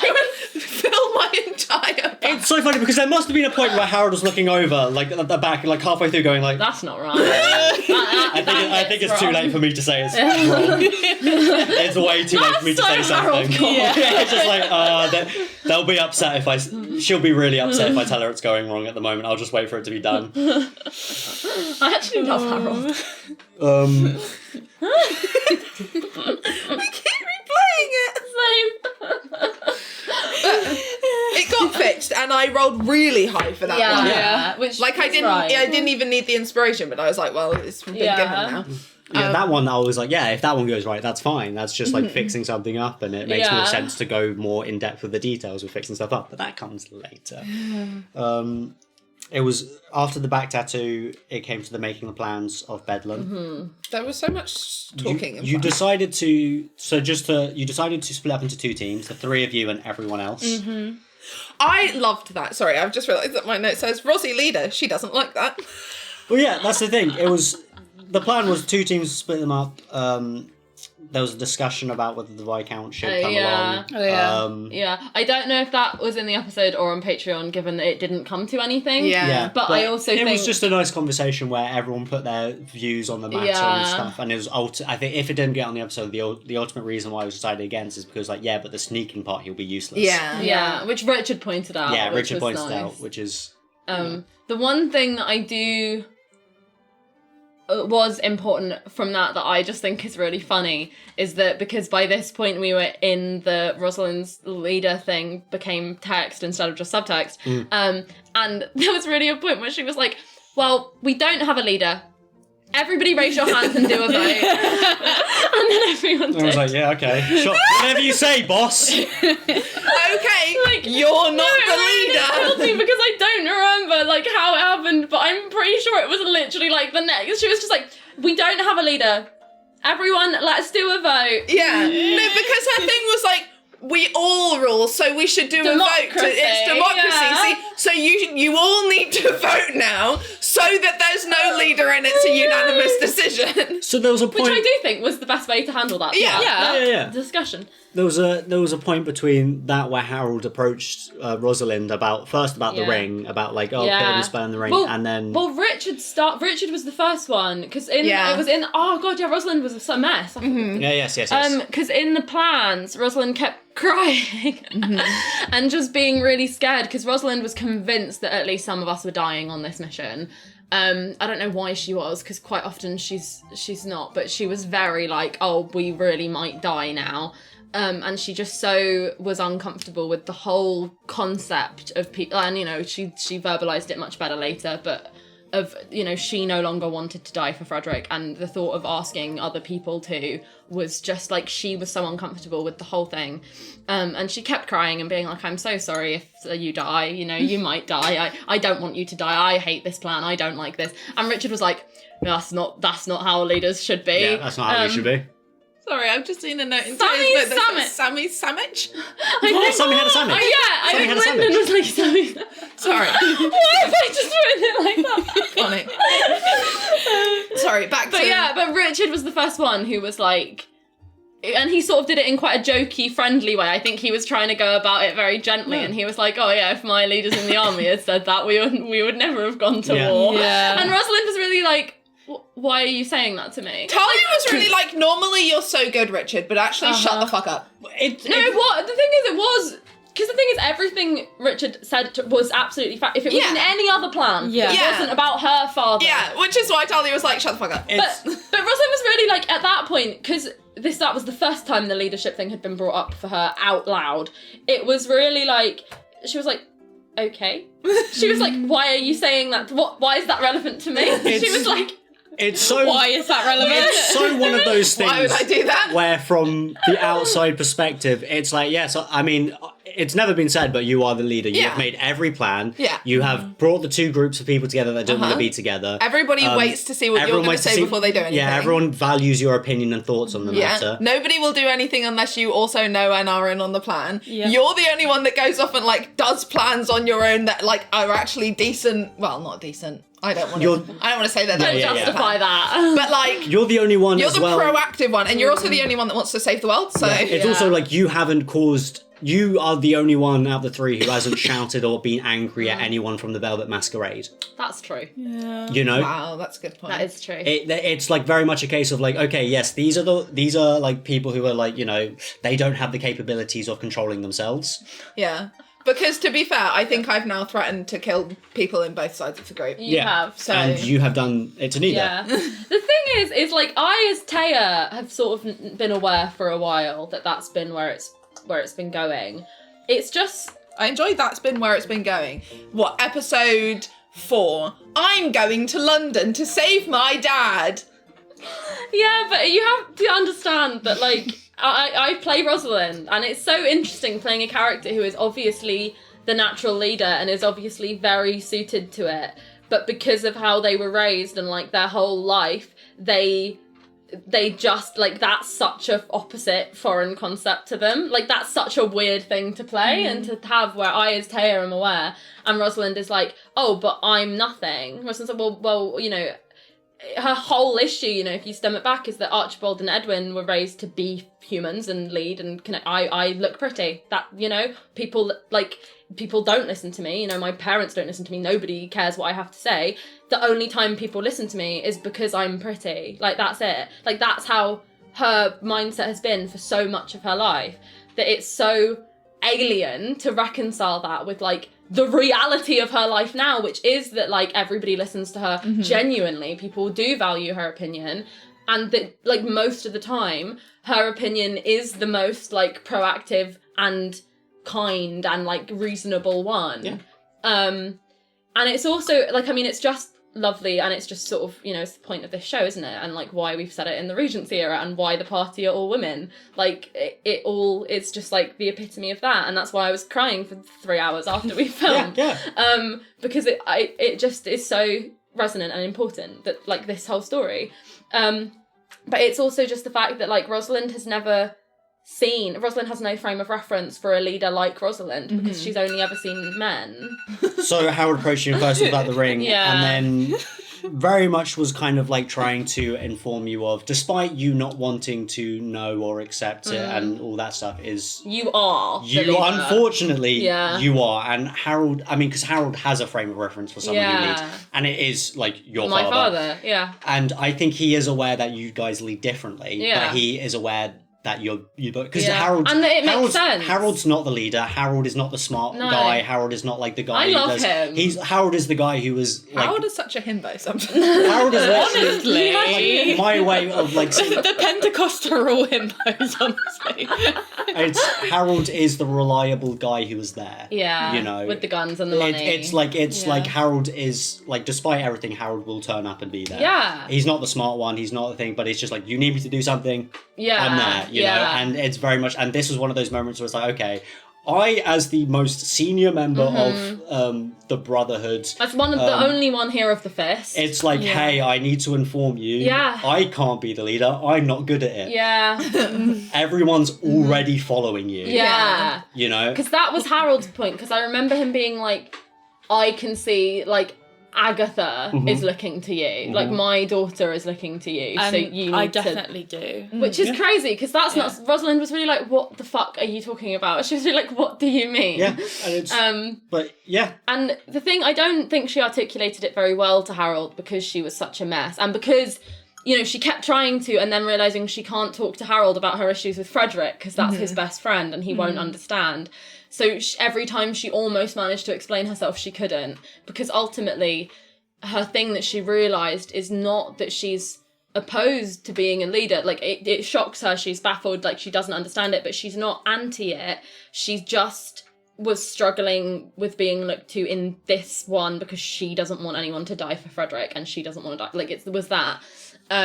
She didn't articulate very well to him. She just cried and was like, but I'm me, I can't be a leader. The thing that she did really well, though, is that both of them, both Harold and Richard, came to her being like, it doesn't really matter what you think or what you feel. You have to say the right things, and you have to pretend, and you have to lie. Because one of them said it, and I was really there. It was Richard. No, because this is one of those... it was Harold. No, it was Harold. It was Harold. It was Harold, because this is one of the... Sorry, that was... but this is one of the things where, again, because of the way that it all fucking went, I thought that I was there for it, and then halfway through realised, oh, I'm actually not there. So it's one of those, because like he came to our room, so I assumed I was there, and then I didn't, and it was all weird. But I was really like, if I was there, because it's just so like, the thing that we've all like, and this was ages ago, we said is that like, we're not going to do secrets, and we're not going to do and we're not like our fathers. Like, and we're not of the fist the way they were. Yeah. And all of these men coming in being like, you need to lie about your feelings. And like, one, that's not what we do. Two, your whole arc is that you lied and made everything good. And I know Harold doesn't know all of it, so he's going to say whatever he says. But like, it was again one of the moments. I'm just saying because this is the same absolutely. point, kind of, but from my perspective, like that was again a moment that like I keep coming back to and getting really emotional about how proud I am of her. That even in that moment, to Harold, who is the closest thing that she has currently to her dad, like to society, to her past, like, and she still managed to say, even though she was crying about it, like, no, I'm done with that. Like, I'm not pretending to be perfect anymore. Like, I can't do that anymore. I don't want to do that anymore. And the thing that I come back to, and again, it just links back to what she said to Lilith in the end, was, I think she literally said, if they want to follow me, they can follow me in a way that's different to how you followed my father. Yes. And that's the point of our show, because we're women, and like, it's different, and we don't have to... That was the bit that I was the most proud of. We don't have to pretend that, like, we're strong and that everything's going to go in our favour, because it's not. People are going to die. Just saying that. Wow. Someone's going to die in Act 3. I'm just saying. Yeah. And, like, why should we be in denial about that? Yeah. Like, why should we lie? And especially when it's been Rosalind's whole thing. Yeah. And, the thing I'm becoming increasingly aware of, and especially, having played out Fathers and Failures, is the way Rosalind and Frederick are kind of parallels and foils to each other as father and daughter. And it is, she's not going to repeat cycles. And I'm so proud of her. Because even in that, she was like, she was saying, in this situation, I can't be the leader. Like, I don't think I can do that. However, if they want, do you know what I mean? She was like, I can't stop them. But it's going to be different to how it was with my father. And I'm just so proud. Like, that's the show. That's the point of the show. I would like to say my counterpoint. Yeah. Madam B does that. Yeah. She lies to her people, so a woman does the leader This stuff. was my point, is that I think, and I sort of spoke about it with Lyndon, is that Rosalind has sort of spoken to 2 out of the 3 main adult figures, and it's Madam that's going to get through to her about leadership, because Rosalind and Madam are both women. Madam is the one that I think she needs to have a conversation with next, and that's the one that she's going to understand. Okay, but, like, they didn't mean lie and pretend and perform like you always did. Like, you can do it differently. It's very different, And it's because, Rosalind as a leader is going to be the most similar to Madam, because she's a woman. And so it's when Rosalind and Madame have a conversation about it, that's, I think, when it's going to really come through for Rosalind. Yeah, cool. What else was I going to say? We had another point about how we discussed this the other day when you were editing. You were talking about, like, Harold came up to you and talking about being the leader, but is also in like previous episodes, like Harold being like, making dumb decisions. Yeah. And then my point onto that is, Harold believes you can't make decisions for yourself because so far the evidence, all the decisions you've made for yourself have been bad. However, you're very good at leading other people. Yes. He's not wrong. He's not wrong. Yeah. I was really gagged when you said. I was like, oh my god, That's so true. Because there was a moment where I was editing like an older episode where Harold sort of has had a lot of issues with Rosalind's choices because she makes demented choices. And I was really like, and then he came to me and was like, oh, you're the leader and everyone looks to you and like you're the best at it. And like when he's the one who's been like, very anti-Warlock Pact, very, anti-Viscount stuff, very like, just about everything. But it's so true. But again, it's that like it's sort of always, I mean it doesn't always, but like it's not uncommon for the character that is the leader to not be able to make, or like to make decisions for themselves and not confer with the group because they're the leader. Yeah. Because they don't, because the thing is, we don't always, but if we're doing a big plan, if we're going to do something that changes fucking everything, chances are we're going to tell someone. Yeah. Even if it's like, I'm going to do this and you can't stop me, we tell someone. Yeah. Because we always, like, there's always someone we go to. Yeah. Whereas, like, when you're the leader and you make the decisions, you don't have that, I need to go and tell someone or I need to go and check this, because you just make the decisions. So you lie and keep secrets from the group and all the stuff that you said you won't. I don't think that's true for Rosalind, because the only time she's ever done that was with the Viscount plan, and the only reason she did that was because she, in her head, and I don't know, we'll never know if this is true or not, but for Rosalind at the time, she would not have been able to do it if she told fucking anyone. Yeah. That was the only reason, Mm-hmm. and that is the only example where Rosalind did that. So I don't think that will be a thing. That's cool. Can't argue with but she still makes stupid decisions for herself. Absolutely, yes. So. But you all do, so yeah, that's fine. tattoo got fixed. Yeah, I was then very you- happy about that. Then he went to Bedlam. Fuck. He snuck over to the side. That's the end of that episode.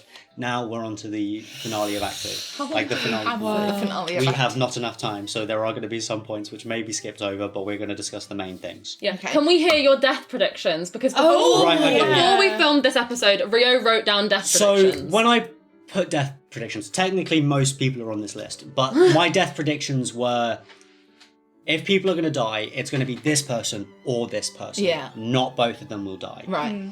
So Richard or Madam B. Yeah. Because if Madam B and Richard died, What's the point? What's what's the the point? point? Yep. If Richard died, that's a lot for Madam B. Yeah. If Madam B died, that's a lot for Richard. Yeah. Yeah. Harold or Frederick, I Yeah. think that's Yeah. ultimately one of the dads dying was 100%, I mean, yeah. with the way Fathers and Failures ended, Yeah. that would have been like a story point of like, 100%. whoa, Full circle. And the other one, Albert or Diamond. And the Interesting, reason- but I understand Because I it. don't think both of them could have died. No. But I think if Albert died, it would have affected the Pentecost. Pentecosts a lot. Yeah. I mean, maybe not Agatha. Right, no, okay. She loves her brother. Okay, weird way of showing it. Sure. And if Diamond died, it would have really affected the Velvet Masquerade. plot. Yeah. Yeah. Because again. it's like we said, Thomas would be the last one. And especially if Diamond was the only one to die. Yeah. Because it's like, we've lost something, Yeah. you haven't. Yeah. Yeah, You know? especially because she was the like she's the like Madam and Richard are like sort of adult equals. She's the only one who's like a worker Yeah. and Yeah. a younger person Yeah. who has done it. And it very much would have been a case of like, yeah, it's fine for us to do all this. However, Yeah. we, the Yeah. poor people who are helping the Yes. rich people, Yeah. have lost something once Yeah. again. Yeah. You know? I was actually very stressed about Diamond for a lot of this fight because she was always behind him, Yeah, and I was she like, was. she's always in such a dangerous position. I Yeah. was stressed about I Diamond. was for a so lot of it. scared because I was like, that thing has to turn around and she's gone.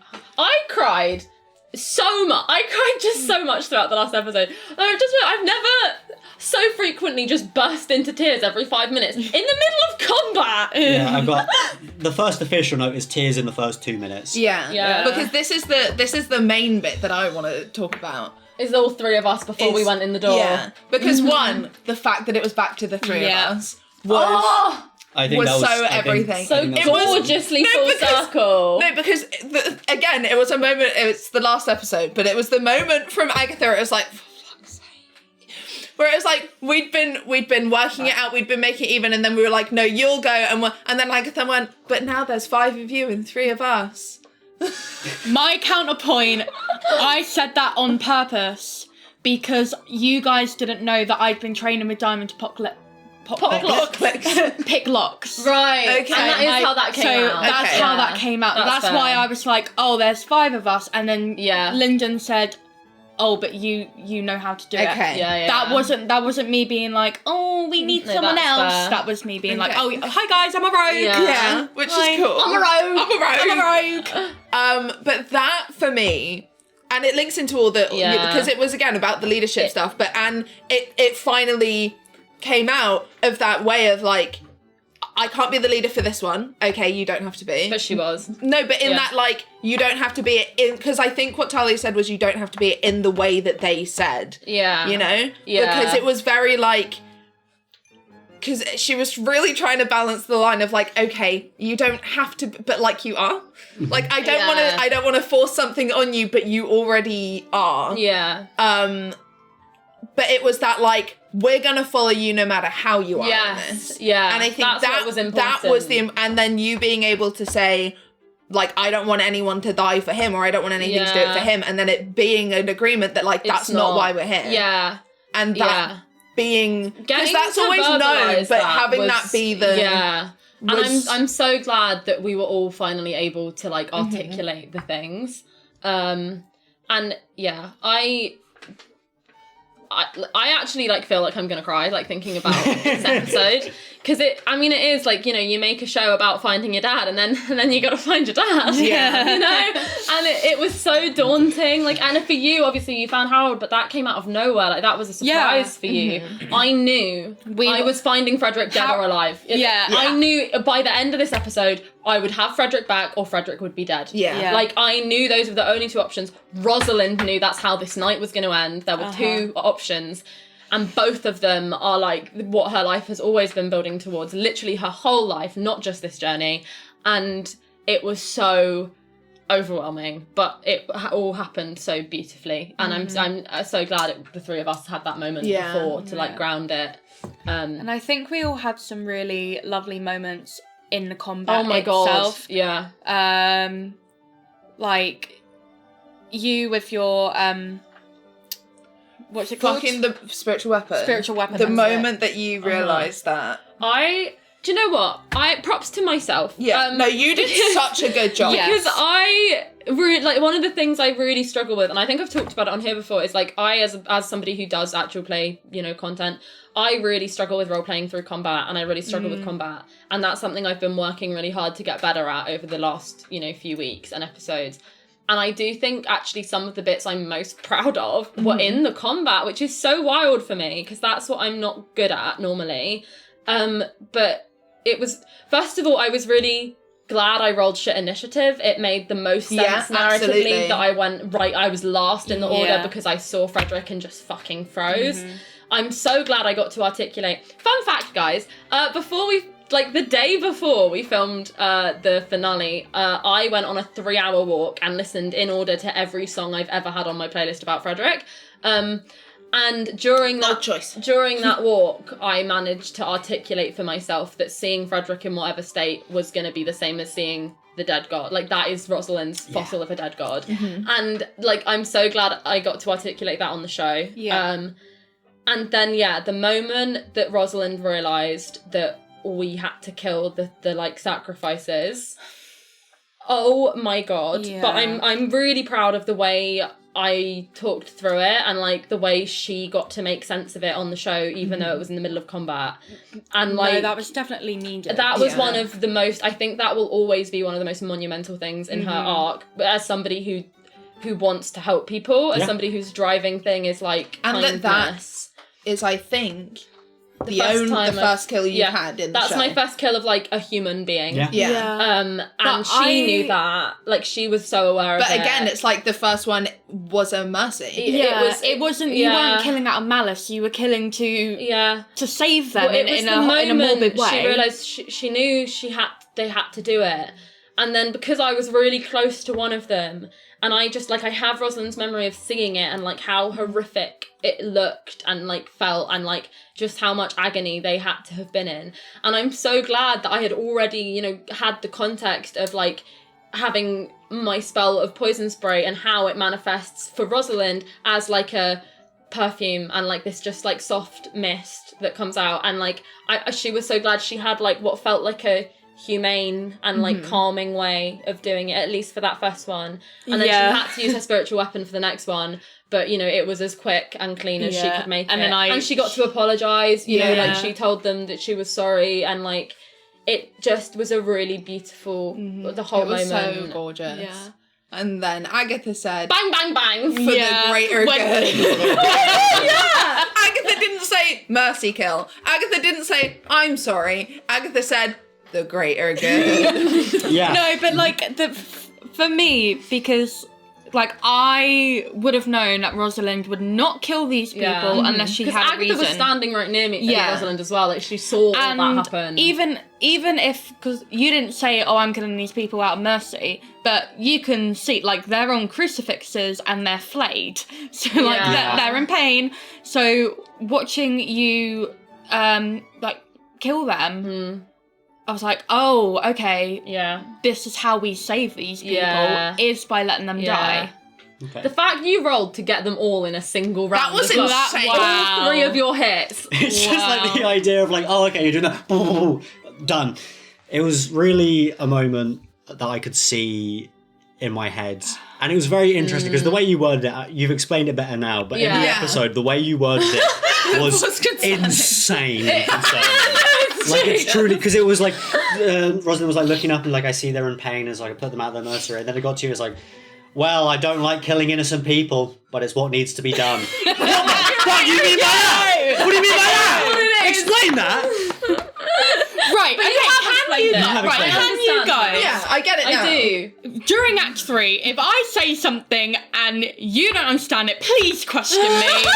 That's what this is for. I'm That's what tired. this is for. I'm tired of you guys. I'm sick. I'm sick and tired of you guys calling me out on bullshit. And I'm like, no, I have a good reason. Okay. That's what this show's for. Okay. That's what this literally show's the for. whole purpose of That's the whole this point of this show. Okay, It's for me to call No, you people I will out. not call you out to That's have a so conversation in funny. the middle of an episode. That's what this is for. No, but if you are like, that's If I'm really genuinely questionable, confused. please call me Okay. out on it so I can so I can set it Clarify. straight. I can clarify, please. So what does that say about your character Agatha for us to go, wow, that makes sense for Agatha to say and do that?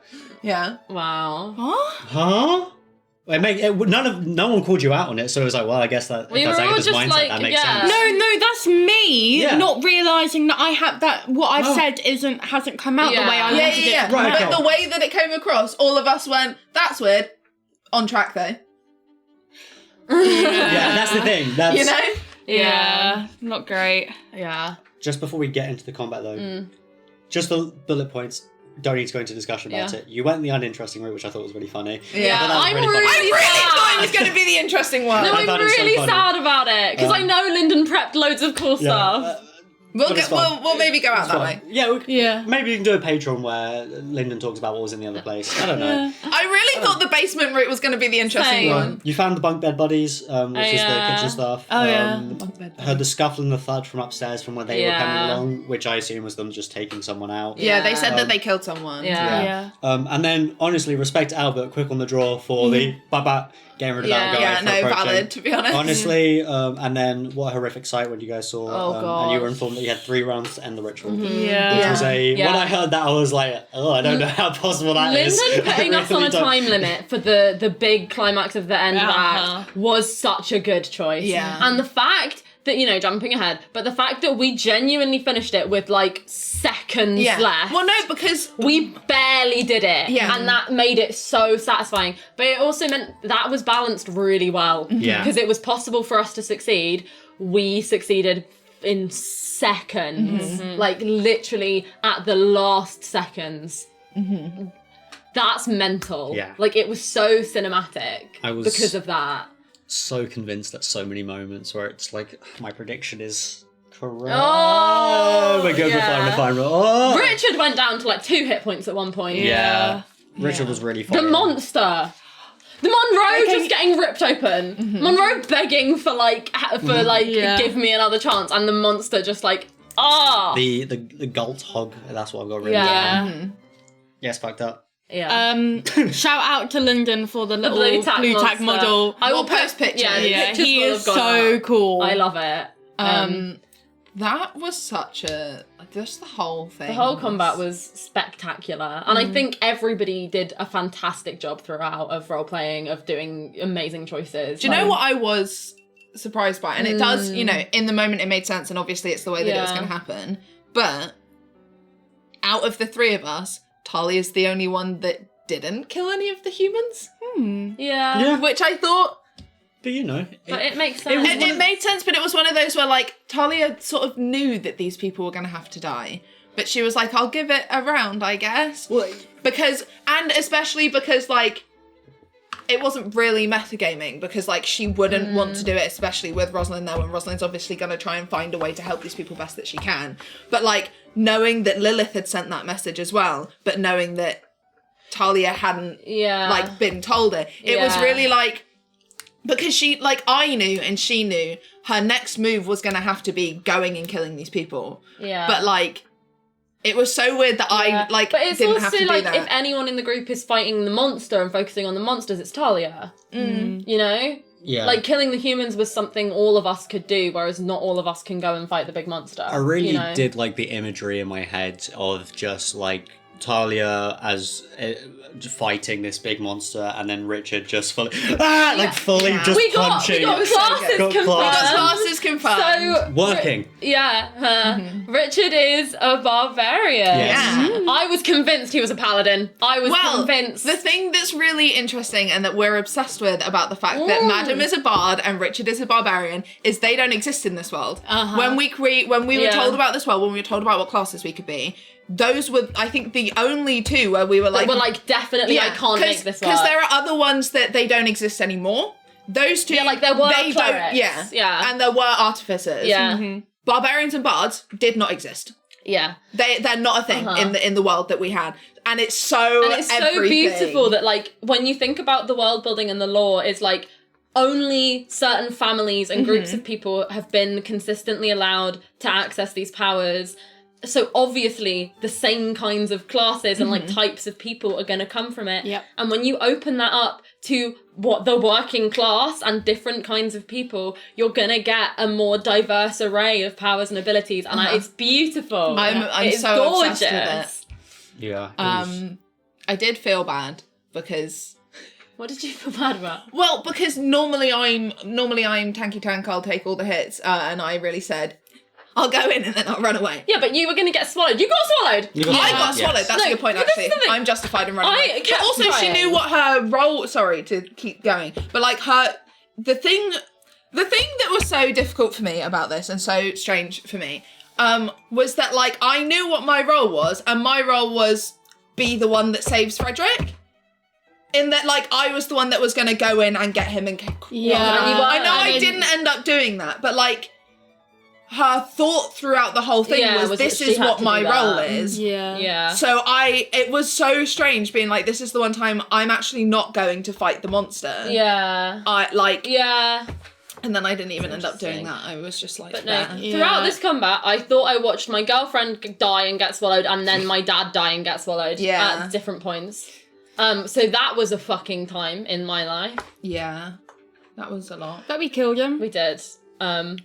Oh, no, actually, because you going over to the goat hog and getting Frederick out, that was really cool.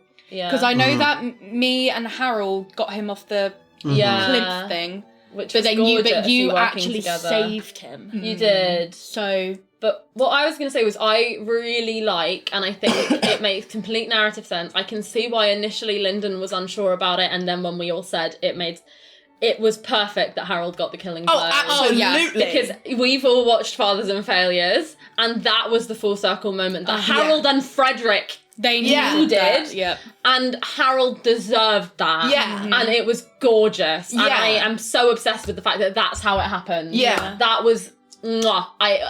Sometimes the dice and the rolls and the lead up in combat, just know, because Harold had to have that. Yeah. That was gorgeous. It was the best one of all the options. Literally. Hands down. Yeah.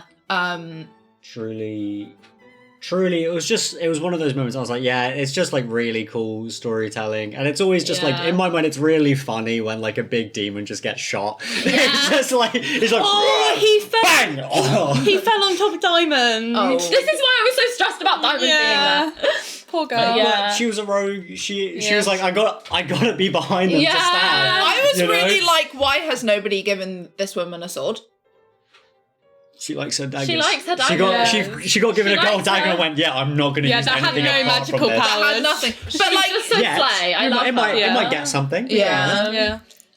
But like, because Talia hadn't really been a part of all of that, but like hadn't been at the warden that's true. at the sanctum That's with true. them, because she would have obviously been like, okay, and now we go to the armory and get you a sword. And even if Diamond was like, no, I want my daggers, Talia would have been like, no, don't be stupid. one as well. We did go to the armory. If she wanted a sword, she could have got a sword. It doesn't matter.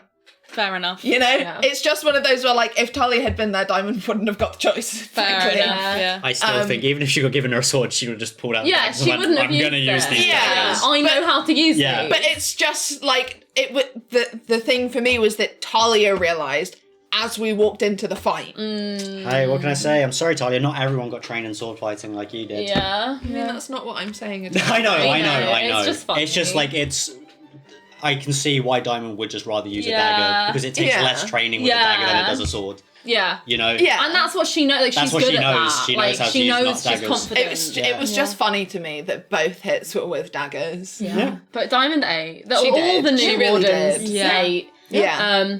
The thing about the battle that I do want to talk about, because it sort of concludes everything I have to say about Rosalind's arc, is that, you know, and again, one of the biggest things that I was just crying about for hours afterwards was that, you know, Rosalind's biggest thing in the episodes leading up to it was about being the leader and, you know, being the leader in a way that was different and you know, all the reasons she thinks she can't be a leader and, you know, she doesn't have the frame of reference. And then Rosalind led that battle. The whole combat, Rosalind was the only person who was shouting instructions, like she had a bigger plan. And what I love about it is that Rosalind did all of that and was listened to whilst non-stop screaming and crying hysterically. And that is girl boss. That is my goal. And it's just, again, it's the point of the show, and it just, like, it emphasises, it's proven right, her point that she made to Lilith and then again to Harold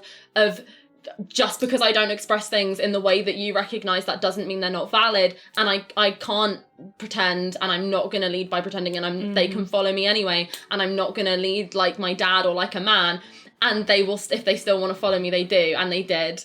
And like, because genuinely that combat, like the emotional state that I was in was so overwhelming. Like I really did just cry on and off throughout the whole thing. And Rosalind was, like, when I say just like absolutely gone, like hysterical, like ugly screaming and crying. But I mean, Frederick being there, like, I thought you died, I thought he died, like, you know, having to kill these poor people, you know, on the brink of losing. And I mean, I think I said it, like, genuinely, because it's not just been this journey for her entire life has been about getting Frederick in whatever way it ends up being.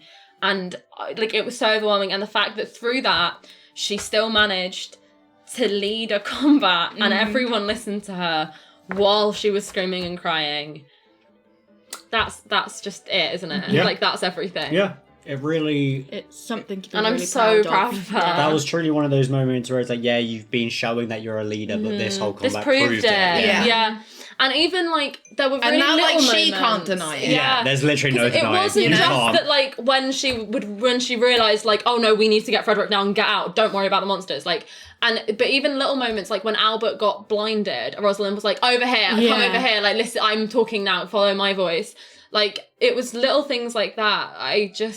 I'm so proud of her. And it was all instinct, because she was so far gone in emotion that, like, she couldn't think any of it through. But, like, you know, she still did it, and people listened, because that's the natural role that she's taken now. And the fact that was proven as we found Frederick was just like, you know.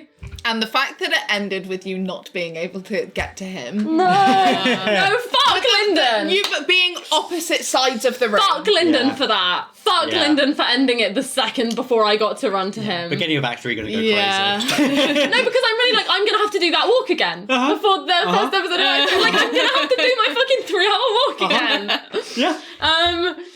But and you're gonna have a great time. I am. I'm not ready for that. I'm not ready for any of it. But before we end, something happened, actually, at the end of the battle. Someone spoke to us. Oh, yeah. Which I presume, my theory is, this is Lilith's ex-husband, this is the Lord of Hell. Oh, right, yeah. You know, that's this is my thought on the matter. The big man coming who wants to break everything. I need to know what he said. Because I heard the beginning bit and I was like, that's so funny. Well, because it started with fuck you. Like, fuck you and your mortal filth or something. And Tali was really like, lol, you think we're mortal filth, but we just fucking destroyed all of your plans. Like, that's hilarious. And then did he think he said something about, like, but you have already lost. Like, you have still. Yeah, he's like, yes, you stopped it, like, but you've lost. Like, I can't wait for Talia to fight the hell.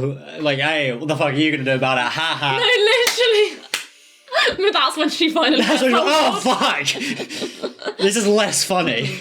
Well, but right now she knows that she's safe, and like, exactly. And like the way that she is in battle is she's so kind of high off battle and victory. Like, swapped alcohol for fighting. No, for real. No, she did. But no, because recently it was actually in this set of episodes that I realised that Talia actually, like, was a full-blown alcoholic. Yeah. Which, like, we all knew. We've been knew. Everybody else knew. Yeah. I thought she just had a bit of a drinking problem, as alcoholics alcoholics do, yes. Well, yeah.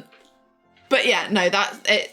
The way that she is in battle and just and like she's so zoned in on like locked in. Yeah, no, for real. On like what she has to do here and what her role is. That when it ends, it's just like it's almost delirium. Literally. But it was because of, like, you said it after we filmed, but, like, I think that was even more because we had won by such a fucking skin of our teeth, like, seconds left in it. It felt like such a victory as a party. Yes. You know? We won in this... And we didn't lose anyone. This is the only time so far where it's been an undeniable, full, round circle, full stop victory. Yeah. Like, we did what we wanted to achieve. It's like, because every other time you've done something you wanted to achieve, it's come at a cost to something else. Yeah. I don't think there's really been any costs to this fight. You know, apart from those 5 people, they were already dead when you entered the room. Yeah. You know, it's like, that's the thing. Yeah.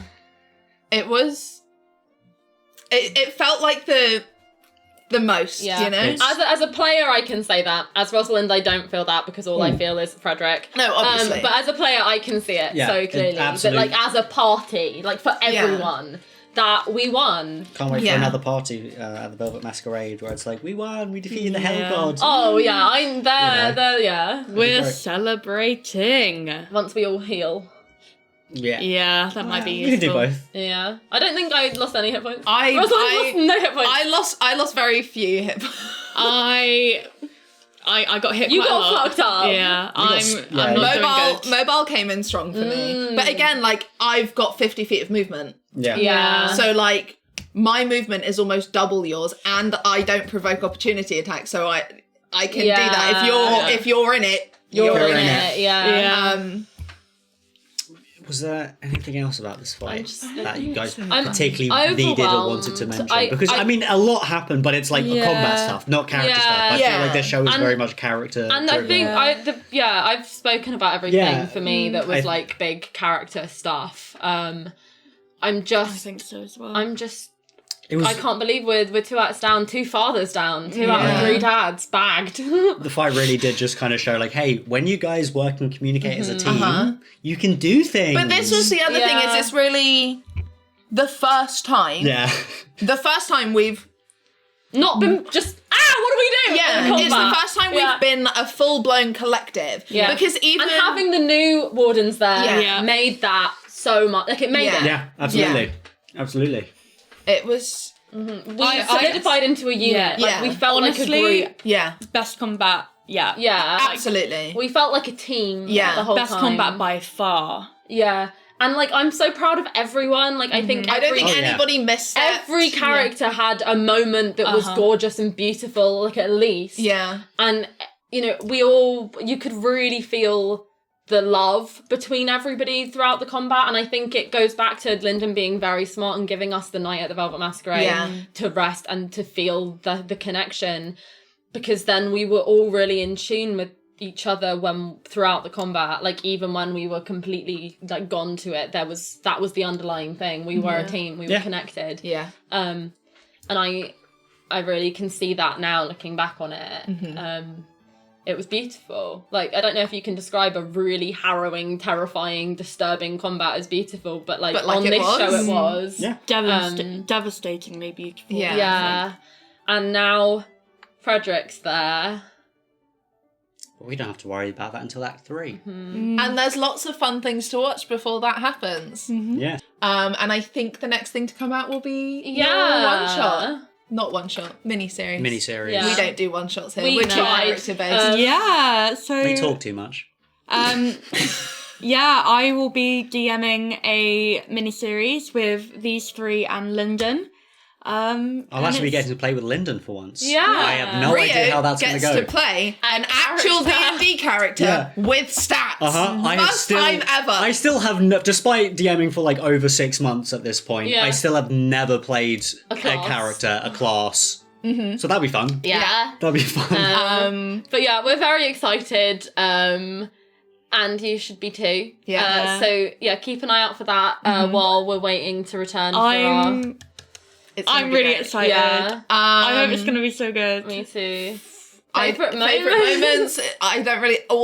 Actually, I think my favourite moment was the girls having that moment to speak before they went into Bedlam, because I think that just is the pinnacle of everything else that happened. The whole story. I think my favourite moment was the celebrations at the Velvet Masquerade. I think that was a really great moment of community and solidarity. Yeah. Something that we needed. Yeah. Mine is also that bit before we went in at Bedlam. It's also not really a moment, but all the little moments that linked for Rosalind in terms of, you know, her moment with Lilith, her moment with Harold, and then proving it right throughout the combat. Yeah. Because that is what I can't stop thinking and crying about. I'm so proud of her. And yeah, I guess seeing Frederick as well, like getting to and Rosalind's first kill and the mercy kill of it all. All of it. I think mine is one of two.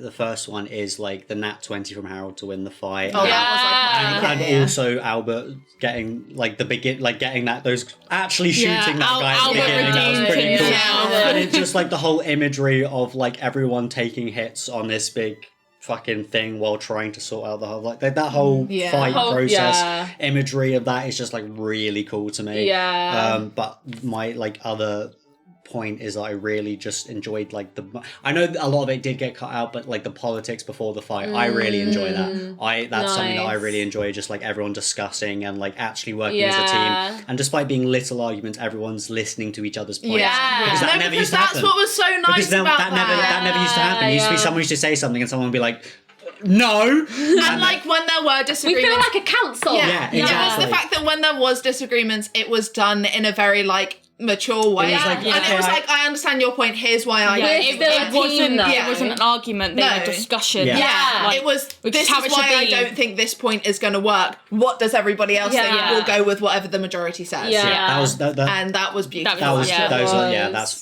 my favourite points, because you had a lot of those, because there was a lot before Bedlam. So another one of my favourite moments, this is so not on the same scale, but like the celebrations after everyone heard Rosalind and Talia. That was great. Like genuinely.